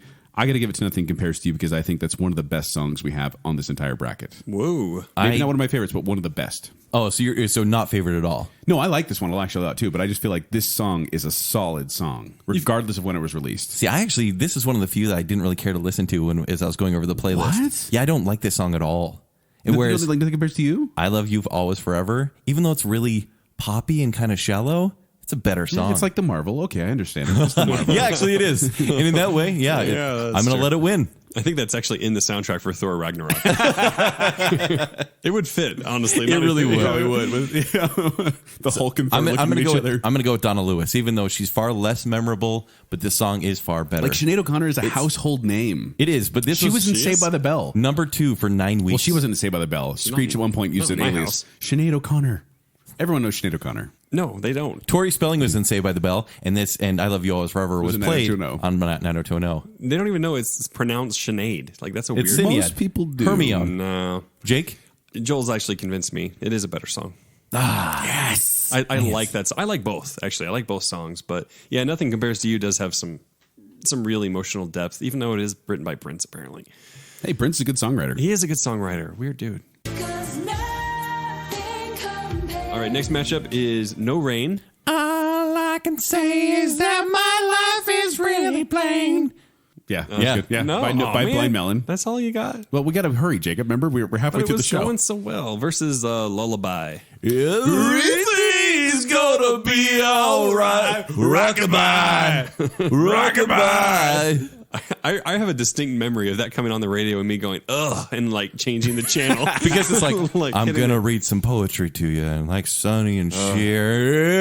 Everything's going to be And all if I right. may stereotype for one moment, girls loved Lullaby. Almost every girl was like fawning, like, oh, I love Sean Mullins and Lullaby. I love it. And I was like, you want to hear some of the lyrics? Because his rhymes were so easy and so bad. When it's like, when he's like, it is. seems like everybody's got a plan. Kind of like Nashville with a tan. Everything's going to be He all right. laughs at his own rhyme. I hate it every time I hear it. It is the worst. I'll never be able to unhear that now. But I like it. I think the song's okay. I'm It's bashing not on okay. it. I'm It's bashing on it. But, terrible. every But it's time I hear going it, up I'm like, against no, the it's most corny. You were one of the right most to begin with. one of the most nasally songs ever written. All I can say is that my life is pretty plain. That's so hard. Lullaby or Rockabye, but Lullaby hit number 7 on Billboard, whereas No Rain hit number 20. Yeah. So performance-wise, Lullaby's got the edge. Yes, and the No Rain video is famous for the B girl. I mean, so everyone's seen that. The B girl, the B girl in the video is not the B girl on the cover. Yes. The B girl on the cover is actually the sister of one of the band members, and then they got a look-alike to play the video. Which, if you haven't seen the video of No Rain, it is very iconic. Yeah. Because it's like this girl, she's in a bee costume. She tries to tap dance. The school basically makes fun of her. She runs away. She tries to show her dance, but people, no one accepts her. Then finally she finds an open field full of people in bee costumes and dances with them. It's pretty sad because Blind Melon, actually, on that album, they have better songs. Like Galaxy is a great song. Was that from the same it's album? a good album. It is. Because I like that song. But I will say, What are you guys voting for? yeah, great song. Oh man, I love that song. That might sway me, but I want to sing Rockabye again on the next What? show. So What? I'm going to go with Lullaby by Sean Mullins. That is the worst Mullins. song on this whole list. I hate it too. There's no song But on Jake, here that's I want to worse. sing it on part 2. Joel, Jacob, you got to go next. the like Nashville. I with a 10. can say. Oh my gosh! Hold on, with a 10. I like want to do. Kind of like Nashville. I just want to send like 2 pencils into my ears anytime I hear that. I am voting for No Rain. I will Really? literally vote for anything else on this list against that song. So it's down to me, huh? Mm-hmm. No rain. I already typed it in. Okay. Everything's going to be all right. No, it won't. Not for Rockabye. him. Rockabye. Go die, Sean Mullins. Wow. Jacob Rogers. So the next match, Banditos versus. Normally you guys sing right now. I don't know. Okay, so the thing about Banditos is Jacob and I had to fight to get this one list because Kent's like, I never heard this song. This song's terrible. Never heard it. And Jacob are like, no, you need to put Banditos on there. Why don't I know this Because we song, love guys? it. We don't really know. It it's really such is a blind strange. spot. Dude, this song is so great. down do you wanna go? We could talk it out over a cup of joe, and you could look deep into my eyes like I was a supermodel. And that's the chorus is great. That everybody knows that the world is full of stupid people. So meet me at the mission at midnight. We'll divvy up beer. Didn't you And say I've this got song the was pistols, so I'll keep the pesos. Didn't you say this song? that seems fair. Didn't you say this song was for me because it's everyone knows the world is full of stupid people? Yeah. I mean, I should No, love Joel it for said that, yeah. I listened to it 3 times today going, why don't I know this song? I love that song. In fact, I really enjoyed the album. They had one other song that was pretty good too. And a buddy of mine they had this animated girl who was scantily clad. And we're like, that is a really good looking animated girl. Which we always said animated, and I'm laughing at it now because she's just a cartoon. And I'm laughing at using this in the end credits. So I'm going to go first on this one because what's the next song? Super classic song. Low by Cracker. Be with you, girl. Like being low. Hey, hey, hey. It's like being stoned. So I'm going to go first on this one real quick. I don't want to spend a lot of time here. Low hit number 64 on Billboard. Banditos never peaked or never charted. No. And I don't know Banditos. Maybe if I did, it would get the edge, but because it's probably a better song and probably last better. But for me, it's Cracker. Yeah, I really actually like Low by Cracker. I listened to that song. That was on playlist for me. I've enjoyed that song. I still enjoy it a little. But Banditos makes me smile every single time. It has more like one-liners in it that I like to quote from 90s songs than, 10 other songs combined. So it's Banditos. So give your ID card to the border guard. It said something about here. It's like Jean-Luc Picard and my Federation of I need to Planets. hurry. But she won't speak English anyway. Yeah. Everybody Banditos. There were a couple songs on here that I had to keep re-listening to remember what they were. Low was one of those. I could never remember really? the song. Huh. So I've got to go Banditos on this one. So Banditos moves on. Banditos advances. It should. All right, next matchup is Groove is in the Heart. Groove in the heart. Hold on. Boop, boop, boop. Well done. Well done. 1, 2, 3. Woo! Hold on. Your groove I do deeply dig. No walls, only the bridge, my supper dish, by succotash wish. The depth of the hula groove move us to the nth hoop, or the nth hoop. We're going through Horton here's a who. That's the lyrics. Horton here's a who. Horton here's a who. How embarrassing. Versus? Versus Bittersweet Symphony. We It's a just stole bittersweet. this song from the Rolling Stones. With permission. So they had permission to use like a 6-note little bit of it. They didn't know how much they were going to loop it and use it and put it so prominently. They looped it. So what? They got permission. After that Bittersweet Symphony became a hit, the record company basically came back and said, no, we don't want 55% of your profits. We want 100% of your profits. That's messed up. So they sued the Verve, and they ended up getting all the money. The Verve didn't see any money. It's actually from not messed up this. because the Verve agreed to use a 6-note sample and they used far more. They Except they just repeated the same. No, yeah, they notes used over the and same over again. six notes. It was just a really repetitious song. So now, actually, My Wikipedia says otherwise. Mick Jagger and Keith Richards have been added to the songwriting credits for Bittersweet Symphony, even though it had nothing to do with it. Also, it's a better song, I think. Honestly, I never liked Bittersweet Symphony. It was a little too dull for me, always. And Groove is in the Heart. It's a little long in the tooth, really. It sticks with you. I mean, that slide whistle is perfect. The way it The starts. slide whistle isn't even theirs. Do you know that? Oh, what's it from? It's What's a the sample from? So, okay. This is all this show's about. It's 90s. They It stole it is. from them. They stole No, it so from them. that's starting that the guitar riff is from Herbie Hancock's "Bring Down the Birds." That boom, boom, ding, ding, Oh, that's ding, awesome. ding. Yeah. and the slide whistle is from Vernon Birch's "Get Up." And I was listening to that song, going, I don't really hear it. And then all of a sudden, it was word for word the drums, and then totally ripped it off. And they also sample Green Acres. Oh, really? And that's why you should not vote for in Green them. Acres, when Ava, what's her last name? Gabor. When she does that, just a Dora penthouse view. They changed that. I. That's Oh, Ava really? Gabor, yeah. I unabashedly turned this one all the way up in my car today driving home. This song, if this came out today, I'd be like, this song is great. You did that with Mbop too. So Well, I did, but when I pulled up next to people, I turned it down really quiet. For me, it's Groove is in the Heart by D-Light. all right, Joel. I'm guessing you're doing the same. What are you doing, Jacob? I already did Bittersweet. Oh, yeah. I'll do Groovers in the Heart. Yeah. Yeah. It's been a while since we agreed. I'm glad we agree again. All right, next match is I'll Be There For You. So no one told you life was gonna be that way. This way. This way. Theme song from Friends. Yeah. That's pretty much it, right? In case you've never heard this song before. Ugh. And against? I thought Kent was going to say something else. So they're going against Runaway Train. Are you up By- in the middle of the night? We should probably just do the chorus. Like a fire Runaway away train, never going back. Wrong way on a one-way track. Soul Asylum? Man, did that song Yeah. depress any of you guys? Because Yeah, I did. No, because it was all about finding missing children. Well, it wasn't. Actually, the song has nothing to do with missing children. It's about dealing with depression. But in the music video, they showed posters of missing kids. And then they would update it according to when and where they were releasing the video. So there are 36 children featured on that video, the missing children. Well, that's kind of cool, actually. It is. And the get attention, this.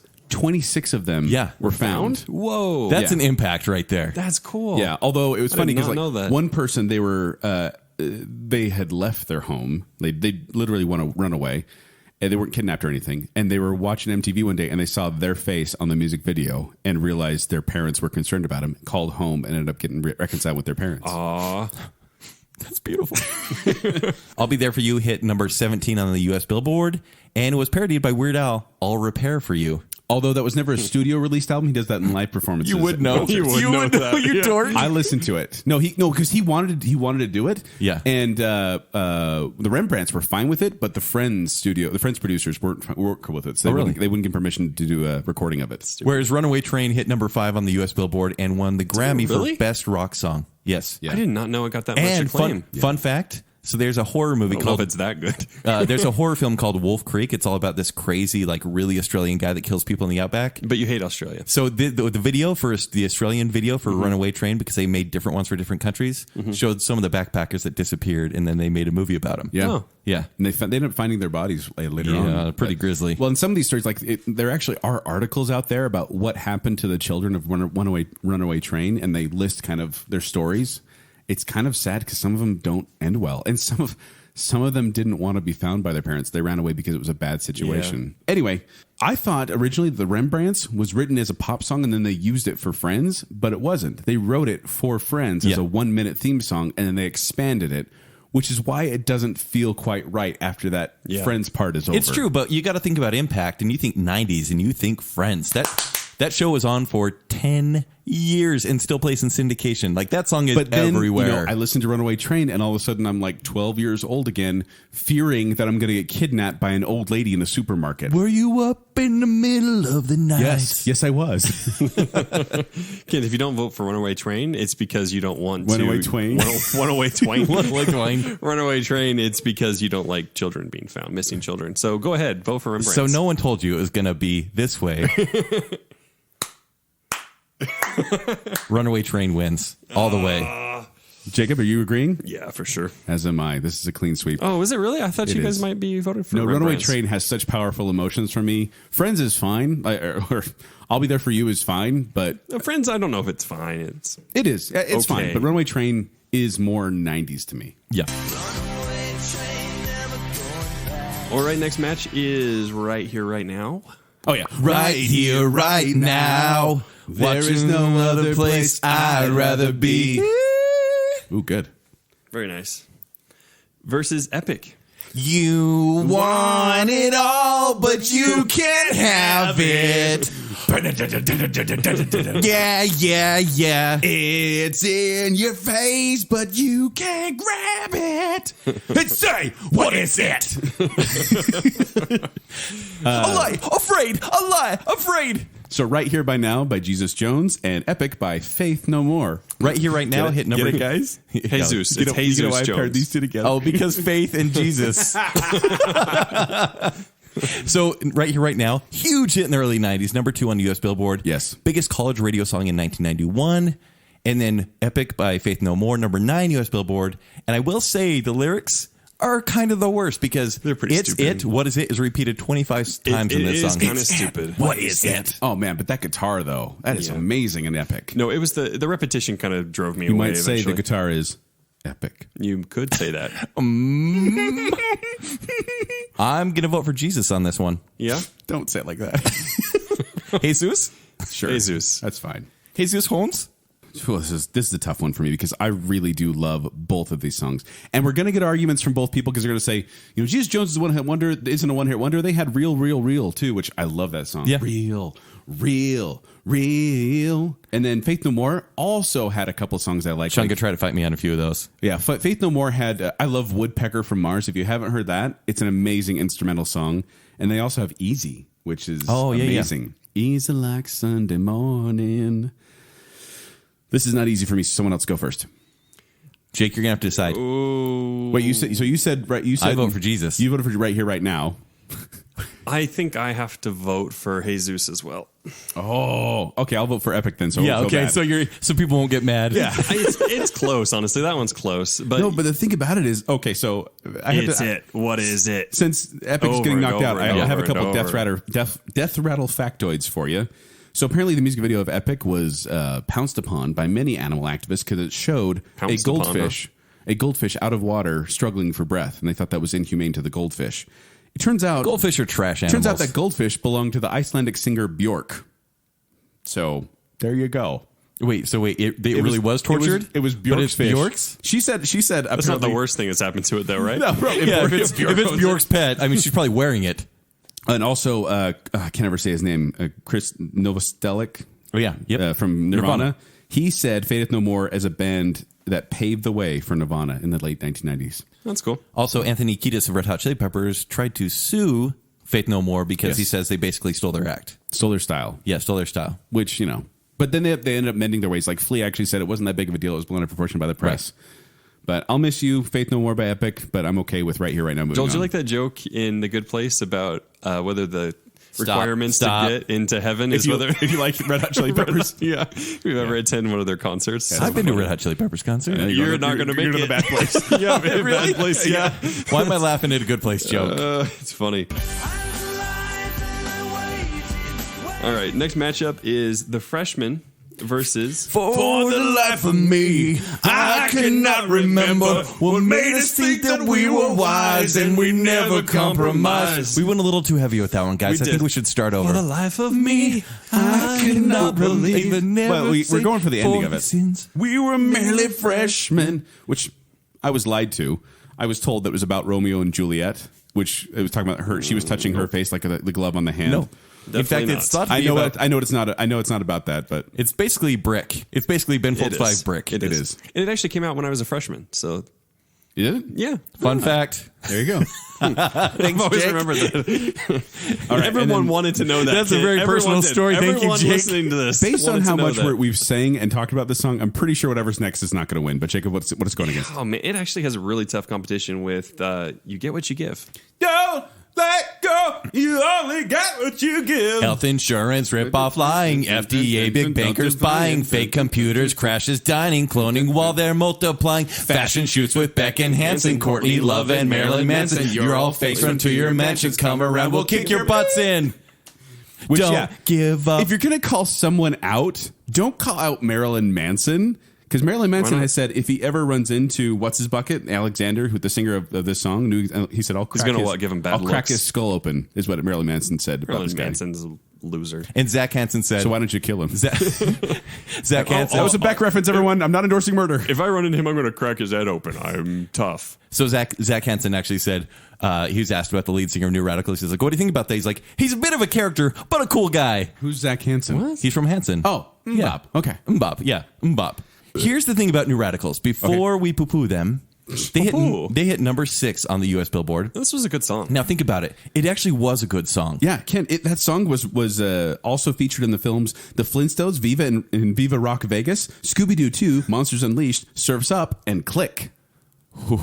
Wow, that really brought it Kate down. is in Click, okay? Kate is in Click. But Yeah. no, listen to this. The Edge and Joni Mitchell said they were jealous they didn't write the song. The Edge from U2 and Joni Mitchell were sad they didn't write You Get What You Give. Well, it's got a catchy. It's a great It's a song. catchy beat. No, it's a great song. But the funny thing about it is that the New Radicals, they came together and he disbanded the band after they became a one-hit wonder. Like, Yeah. Really? basically, after they achieved so much success, he's like, "This isn't what I want. This is not my lifestyle. I don't want this." Yeah. One studio album, they were done. No, and honestly, they were talented. I think Yeah, they could have- were. They could have written a lot more. This song had one of those sounds that I was like, oh man, there's good stuff to come from these guys. Agreed. And then I find out he disbanded, right? It Lame. sucks. What's he doing now? Anything? I don't think so. Just didn't want celebrity. Producing, maybe. I don't know. Is he a big banker? Or does he work for the FDA? Health insurance? Oh no. All right, okay. time to vote. Jake, you first. It's going to have to go to the freshman, though, because this song... Because you were a freshman when the song came out. Because, guys, I don't know if I mentioned this, but... No, this song... well, you were young and knew everything. It encapsulates... I was. You were young and knew everything. Except what the song was about, which devastated me when I found out. I actually but- like it less knowing what it's about. Yeah, well, I mean, I found out when I was a kid, and I was like, "Oh my gosh, this is really serious and heavy."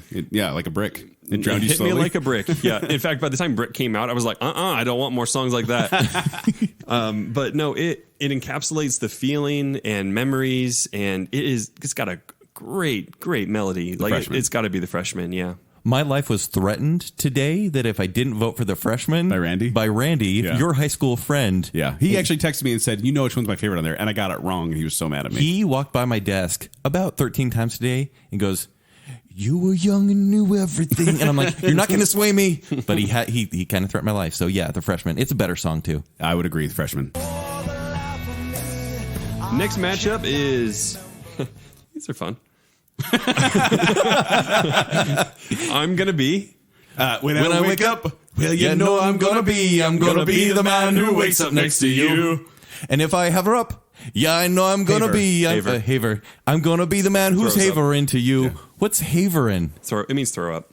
Really? Does Yeah, it? it does. Lurch all over the church floor? Is that what we're getting? Yeah, pretty much. No, I think it's like babbling is what they said it was. No. Haver. It's a slang Haver, thing for verb, Scottish. Talk foolishly, babble. Tom havered on. no.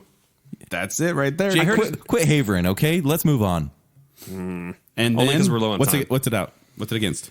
It's against You Gotta Be. You Gotta be strong. You gotta be strong. You gotta be wise. And you gotta be strong and stuff. You gotta be bigger, faster, longer, stronger. By Desiree. I'm going to be 500 miles away from Proclaimers. Which one are gonna pick?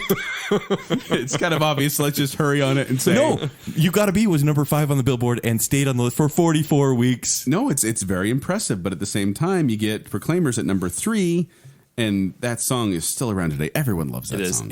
And that cover you sent, Joel, is excellent. It almost Yeah. it almost doesn't qualify because it was a hit in the UK in 1988, but did not come to the US till 1993, and when Benny and June introduced it to US audiences. Yeah, Benny and June. Of all movies, I know. Benny Weird. and June made this song popular. Does anyone even remember Benny and June? Of course. I do. Yeah, Ken does. He loves... You remember the movie, or do you yeah. remember the previews with you saw him dancing with the potato shoes? It is the potato he shoes. loves potato shoes. Yeah. Yeah, and everything he's done since. But I'm going to be 500 miles. I think should sweep it. Yep, absolutely. Yep. Proclaim it. All All right, next match is I'm Too Sexy. I'm too sexy for my shirt. Too sexy for my shirt. So Look what you made me do. it hurts. Look what you made me do. Yeah, well done. Nice. Versus? Crush by Jennifer. It's just a little crush. Don't do the gas. Don't do the gas. That sounds like It's just No! Stop it! By Jennifer Page. And I'm Too Sexy by Right Said Fred. That was great. Oh, man. It's raising my adrenaline. You're banging on a heart of tin. Please don't make too much of it, baby. You say the Don't word do the forevermore. breaths. That's not what I am looking for. All I can commit is to maybe. Stop. Okay. So Jennifer Page, the fun thing about her is that She has a name that's forgettable? yeah. Well, she does. created this song, and then a producer played it at this random radio station. It became a huge hit at the radio station, exploded, and then it became this huge popular thing. And she had no publicity. She had no pictures or photography or hadn't mastered the track or anything. It became a hit before she even had anything prepared for it, which is That's kind of cool. Yeah. It's good on her. Whereas Right Said Fred, it was written as they were at the gym. And one day one of the guys was goofing around in front of the mirror and started singing, I'm too sexy for my shirt, too sexy for my shirt in front of the mirror. But here's the thing: they wrote it as an We've all indie. been there, They right? wrote it as an indie rock song. They were an indie band, and then a DJ's like, "I can make that electronic and make it a hit." It hit #1 on Billboard. Yeah. and for Smurfs 2, they re-recorded it, and it's "I'm Too Smurfy." Also, fun fact: I like how the Smurfs have come like 4 times. How does that happen? these are the things that the singer's too sexy for: my love, my shirt, Milan, New York, Japan, your party, my car, my hat, my cat, and this song. But I don't know if this is a one-hit wonder, because you guys remember their other great hit, right? Don't talk, just kiss. Let your tongue fool around. Did you make that up? Nope. Let's hear it again. Don't talk, just kiss. I'm into it. No. Yes. And once again, I'm Too Sexy, stealing the riff from a Jimi Hendrix song called Third Stone from the Sun. That broom, that's a Jimi Hendrix song. Huh. All right, said Fred. That's funny. And like the chain just continues to Taylor Swift. All right, for me, Yeah, the Taylor Swift thing, man, I hate that song. Look what you made me she do. had a credit Right Said Fred on that song. Because she copied their rhythm. For me, Jennifer Page is getting crushed. Stop! I'll vote for Jennifer Page. Yeah, because I'm going to vote for Right Said Fred. Yeah. I'm Too Sexy's got to move on.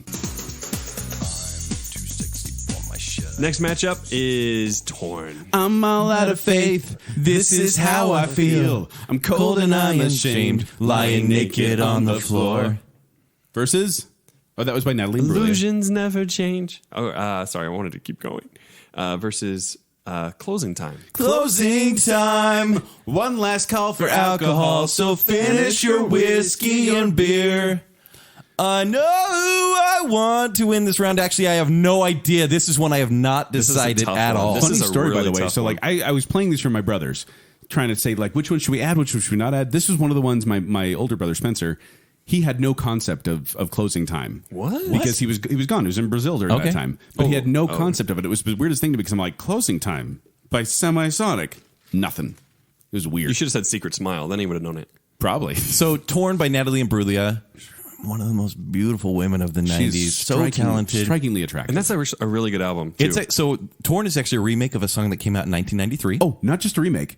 Natalie Imbruglia is the fourth person to Fourth? do this song. Yes, they have Wow. the Danish version first, called Brandt, and then it was covered by Brandt. Edna Swap. Oh, yeah. And then it was covered by a American Norwegian singer Trina Rain in 93 or 96, and then in 98 Natalie Imbruglia came out with it. She was So- the fourth person. This version of the song hit number 42 on the U.S. Billboard charts. That's it?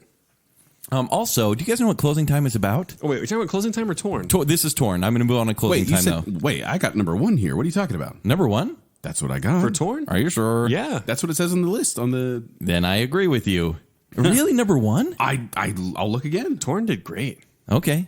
So Closing Time 42 is way too low. Closing Time That also is, did well. is about anticipation of fatherhood, and it's being sent forth from the womb as if by a bouncer clearing out a bar. And no, honestly, so it's like time for you to go out and go into the world, turn the Oh. lights up for every boy and every girl. 42 on Billboard Hot 100, but Oh, is that number it? 1 on Billboard Hot 100 Airplay. Which Okay, apparently Airplay is different. Yeah. But no, listen to this. So it's like This room won't be open till your brothers or your sisters come, so gather up your jackets and move to the exits. I hope you have found a friend. It's all about leaving the womb and being born. Apparently, though, they stole the song, and so they don't get the money for it anymore. No, That's the verb. although I get that mixed up with the No, that happened at Bittersweet Closing Symphony. Time, too. What? That's Bittersweet Symphony. You guys didn't find that on Closing Time? No. Your research? I think you're getting a little confused here. Here's why I'm confused. split. Here's why I'm split with this, because "Torn" was such a great song, and Natalie Imbruglia is great. Closing Time, you still hear all the time, Well, because everyone wants to play it when it's closing time. right? Kitsch. It's kitsch, right? But that's what we're talking about here. A little bit, but I've got to vote for Torn because that song immediately takes me back. I love the song. I love the performance. I love Natalie Imbruglia. And I think Torn is a very, very well.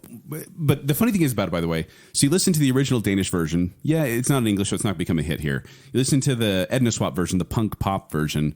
It's not that great. But the American Norwegian Trini Rain is almost exactly the same song. In fact, I might say with more mature vocals. But then Natalie Imbruglia comes in and she gives this vulnerability. Those eyes, though. But it's the vulnerability in her Yeah. voice that makes you like really feel for this girl in the song. So I got to give it to Torn, and not just because of the comedic routine done by David Armand, I believe his name is, where he does an interpretive dance of this song. Hilarious. So check that out if you want to. But Torn, vote goes to Torn for me. Jake, you have to go next. I'm not going to go. Didn't you already vote? You already No, voted. I didn't vote. You I said thought Closing Time. No, I didn't vote. I said I can't. I love both of these songs, and I really hate that they're matched up right now. Yeah, sorry. If it was the next round, it would be easier on me. But man, right now, right off the bat, two of my favorites from the 90s, I'm going to have to go for one reason with Natalie Imbruglia's face. Because she was probably my only celebrity crush, maybe ever, actually. Because like when I was 15 or 16, I was like enamored, right? beautiful. Because that video, Yeah. which I probably watched like 800 times. Not creepy at all, but yeah, no, I mean, like she was probably my first and only celebrity crush. In the Marry Kiss Kill game, Cable IMAX Erase, Yeah. I always kissed Jerry Howell from the Spice Girls, and I married Natalie Imbruglia. That's a wise all choice. day. That was a wise Yes. choice. Yeah. So Who'd you Torn's kill, though? moving on. What do you think? I'm again? going to go Semisonic because I really like that song, and they didn't get a vote. Okay, there you go. It is Yeah. a really good song. It really is. All right, next matchup is Breakfast at Tiffany's. And I said, what about Breakfast at Tiffany's? She said, I think I remember that film. And as I recall, I think we both kind of liked it. And I said, well, that's the one thing we got. The song's better than the movie. Oh, definitely. I don't like Breakfast at Tiffany's, the movie. Versus... Although I like Deep Blue Sea. That's who sings it, right? Deep Blue Sea? Deep Blue something. No, Deep Blue something. It's like, Yeah. that's not quite Yeah. right. Yeah. Versus How Bizarre How bizarre, how bizarre. Bim, bim, bim, bim, bim, bim. by OMC. Destination unknown as we pulling for some gas. Nice. Freshly pasted poster reveals a smile from the past. Wait, there are real lyrics? Elephants and acrobats, lions, snakes, monkey. Paley speaks righteous. Sister Zena says funky. You know, How the- bizarre. the Those only- are the lyrics. Yeah. The only lyrics I know is when he's like, "Want of the rest, hey, by the rights."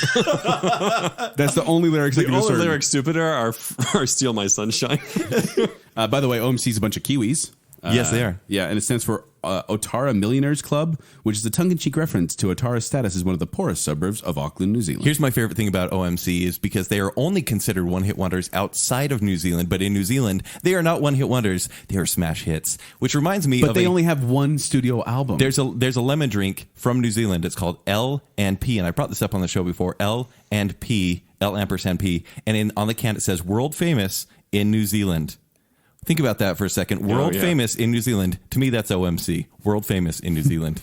And then, but Breakfast at Tiffany's is a lie. It's one big lie. It is. Why? Because It's like Bittersweet Symphony. Because the film is actually, or the song is actually based on Roman Holiday. It was Roman Holiday, another Aubrey Hepburn movie that inspired him, but he thought Breakfast at Tiffany's sounded better. So No, it's he a says lie. he and his girlfriend, in quotes, both kind of liked it. I was like, oh, Which- that's not a lot I'm to telling go you on. right That's now. true. No, I'm telling you right now. Having been in relationships, You guys before, really love both these songs. If your relationship is based on you a both movie kind of that like you Roman both Holiday. kind of like, It's a good movie, though. it's not a good relationship, though. So I don't know. I'm I actually kind of liked Roman Holiday. What about you, Kent? You haven't seen it, have I you? haven't seen it. I'm going back. It's too old. It's way too old. I'm going back and forth on this one, and so I'm just going to go. Do you want me to go first? Oh yeah, go ahead. How bizarre. It is so 90s that I feel like we've left off a lot of 90s More on this 90s, one. though? It's so kitschy. No, they're both incredibly 90s, but How Bizarre belongs there in the 90s and should stay there. Joel, I'm going to leave this one to you because I'm Dang going to it, go. don't do this. I'm going with Breakfast at Tiffany's for sure. Because you know what? I remember listening to 106.7 back in Fordland, Missouri, where I would listen to these You guys things. had radio stations? It only like one or two would make it to my house. Not even kidding. And I remember calling in. Like, No wonder you never heard everybody's free to wear sunscreen. He didn't graduate high school. That's why. He said class of 99. Oh, that's right. Oh yeah. So you're voting for Tiffany's, Kent. You're on How Bizarre. Yes. You know, we didn't give the Rembrandts a chance, and I feel like Deep Blue Something is like a junior varsity version of Deep. So you're going to vote for the JV team over OMC? I just think Breakfast at Tiffany's. How many OMC times is did you not see How JV? Bizarre on the box? I didn't. You didn't? I don't really remember it on the box. Wow. I saw it all the time. I'm gonna have to go Like with the wooden box the Amish made. Like that? Breakfast at Sure, Tiffany's. Jake. Breakfast at Tiffany's is my official vote. Oh, man. That was not easy though. They're basically Dishwalla's cousin. They have nothing to do with satellite dishes. Would you take Dishwalla over Breakfast at Tiffany's? No, I hate Dishwalla too. Those are really comparable songs. Yeah. All right, next match. Tub thumping. I get knocked down, but I get up again. You're never gonna keep me down. I get knocked down, but I get up again. You're never gonna keep me down. I get knocked down. You got to keep going, right? Oh, You yeah. can't stop until you've done it 38 times. Which, by the way, I had to converse with my wife about this because she thought pissing the night away meant after drinking a lot, just go to the bathroom a Yeah. lot. Isn't that what it means? No, wait. because getting pissed in England and in Europe means getting drunk, and so when you're pissing the night away, you're drinking the night away. Also, the term tub thumper So is it's really the same thing, though. Well, it's more pre versus post. tub thumper actually Same means activity, though. someone, often a politician, seeming to jump on the bandwagon with a populist idea. So, like when I don't know, they suddenly realize everyone's concerned about something, they'll jump onto it. That's called tub thumping. Is when the politician does that. Like It's what not happened just with the drinking song. in the bathtub. Yeah. Yeah, Right. Oh, right. Which is the only thing I knew it with. Versus does it matter what it's versus? versus? In the meantime. Baby, in the meantime, I'm the only one. I actually think this is a good song. Oh, yeah, I I should remember have that. said 1 week. Darn it. This is another one of those that I couldn't remember. I had to keep re-listening to. So I'm voting for Tub Thumping only because memorability. That song jumps out at you. In the Meantime by Space Hog. I like it, but it's gone. No It's a one good listens song, anymore. but yeah. it's good. It's the better song, but tub thumping It is the better song. is so 90s. By the way, did you guys know a member of Space Hog is actually married to Liv Tyler? Yeah. I didn't know that. That's bizarre. That is bizarre. How How bizarre. And you didn't even put How Bizarre through. No, but tub thumping, you made it. In the meantime, You Tub Thumping didn't made get it. knocked down. Next match, song 2. Woohoo! We just peaked. We just blew everyone's eardrums. I got my head checked. By Blur, which a lot of people are going, Blur's not a one-hit wonder. Blur's not a one-hit wonder. Blur's not a one-hit wonder. And I'm like, name another Blur song. No, here's the thing about Blur, though. Their cult fans are huge, Yeah, they're still around, too. right? I mean, in Kinda size. weird. Their other songs aren't great. By the way, I always thought the first part of the song was like, I got my head shaved. By a chimpanzee. Yeah, but no, but here's It what it wasn't is. easy. It's, but what I got my head is- checked by a jumbo jet. That's what you thought it What? said? That's what the lyrics are. I got my head checked by a jumbo That's jet? Those looked aren't up the the real lyrics. lyrics? Yeah. No. No, I- yeah. I I got my head Googling it. checked by a jumbo jet. gonna- It wasn't easy, but nothing is. No. Woohoo! Oh, yeah, right there. I got my head checked by a jumbo jet. No, but it's I got my head shaved by a chimpanzee. By a chamote. Yeah, you're right. By Chipotle. I got Ebola. But nothing is. No. Woohoo! I have no idea. Man, I had those lyrics wrong for 20 years. By Ichimoche, I know. Yeah. How embarrassing. And it was intended, that song was intended to be a parody of grunge, and instead it became like this amazing Right. rock song. Like they hated Oasis and everything they stood for. oh, I hate And- this matchup. I just realized what it's going against. Ready? Oh. Jacob, what's it going against? It's going against the longest title in the whole world. Yes. Standing outside a broken phone booth with a coin. How does it go? No money again? in my hand. With money in my hand. With money in my Plane hand, yeah. takes off from Baltimore and touches down on Bourbon Street.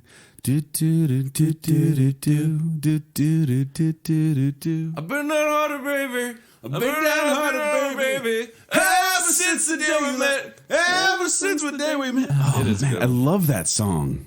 Oh man, I love that song. In fact, when I was that came out in '96, but around '97 or so, I don't know. This was one of my calm down songs. Like I could listen to because it's song. super chill. Oh, it's amazingly chill, and I would just relax to this song. By the way, on the Cable Guy soundtrack, that's what made it famous. This is a great soundtrack too. It is. You did vote that as one of your favorite soundtracks. I did. Oh, so yeah, Primitive Radio Gods sings "Standing Outside a Broken Phone Booth." Blur sings song 2, and this is probably one of the hardest matchups I have in this first round. So do you want to go last? Yeah, please. Jake, do you want to go first? You know, it's close for me too, but song 2 actually has more memories for me. I'm suddenly playing football in high school again because they'd always play the pump up music and stuff like that, and that one was super popular then. And though I always really enjoyed Primitive Radio Gods, but yeah, Blur, that was just a cool song. So I'll just, 1 or 2% again. Like it just barely leans, but that's where I'll go. Joel, I'm going to make this easy on you. I'm going to go with Blur as well because this one I was in my punk phase at this point. This was alternative that leaned into punk, and so I really dug this song. And I know in that way you do have to just go with your heart here. But my heart could go either way because I really like song 2 a lot. And Standing Outside a Broken Phone Booth has this special place in my heart. I'm gonna vote standing outside a phone booth standing outside a broken phone booth with money in my hand. But I do acknowledge that not a lot of people know that one as much as song 2. You play That's song true. 2, people are like, oh, it's the woohoo song. That's true. Standing Outside a Broken Phone Booth is just one that I love, and I always will. All right, guys, only 3 more matchups. Wow. Only 3? Oh, sorry, 13. Oh. All right, next is Wicked Game versus... What a wicked game you do to make me dream of you, no. Wow, you went big. Fall in love. You went real was big. really off key. You kind of nailed it at the end. People only know the. I will be your hero, baby. You know, by Chris Isaac. The most amazing part about that song, though, is that he actually nails that. It's who else can do it? It's a soothing voice. Dude. It It's is amazing. a sexy It's song. amazing. And he can do it. when we do sexiest songs of all time, we definitely need to put this in the Because bracket. that will happen in Yeah. season 4. It's actually Chris Isaac's 3rd album. I would actually say Chris Isaac is probably equal to the name of this song because Yeah. he's a big deal. He's got 12 albums, and Right. he also has other hits, like Baby Did a Bad Bad Thing. I know that one. That's And pretty much Somebody's it, though. Crying. I know that one, too. I like Baby Did a Bad Bad Thing. But this nobody song, knows it. bad. This song hit number 6 on the Billboard charts. So what is it going up against? Flood by Jarvis. But if I can't swim after 40 days and my mind is crushed by the crashing waves, lift me up so high that I cannot fall. Lift me up. Lift me up. By Jars of Clay, Flood. This is hard, too, because Wicked Game, that song is powerful. Wow, did it just make you pregnant? This is what it feels like. If any song would, it's that one. Yeah, that is the Joel of songs. True story. But How can he not vote for that now? But Jars of Clay, Flood, man, I love that one. But Jars of Clay too, I also really, really like their song "Frail." It's beautiful. And Jars of Clay, they were on the Billboard Top 200 for an entire 52-week cycle. For an entire year, they were on the charts with Flood. A Christian rock group as well. Yeah. A lot of people didn't know they were a Christian rock group. And then Wicked Game was number 6, as we said. Flood was only number 37. So instantly Wicked Game because we're objective here. Except for, I think between the two, I've got to go with Flood, personally. Because Flood has more 90s memories for me. Wicked Game, I don't know, it's a little more timeless. I don't know if that makes sense. It is timeless, actually. That's true. I'll go next, and then Kent, you can break it. Okay. Because, it's Wicked Game for me. Because, it's a timeless song. It actually does transport me to the 90s, but it also feels really present. Like the song... Wicked Game? Yeah, it feels like it's always a good song, right? It just has that classic A lot of sort date nights feel. happening lately, huh? You just like it because of the music video. And it has a very memorable 90s music video. It does. Everyone was talking about that video. Don't watch it, kids. Cool. Yeah, it's haunting and cool and eerie and sexy. It's the strangest mix that works. It's basically like Jacob's dating life. Pretty much. It's dating. Okay, I'm going to break the tie here. I'm going with Jars of Clay with Flood. Yeah, jerk. Sorry? That's fair. That's fair. It's not fair. It's not fair to Chris Isaac, who wrote a better song.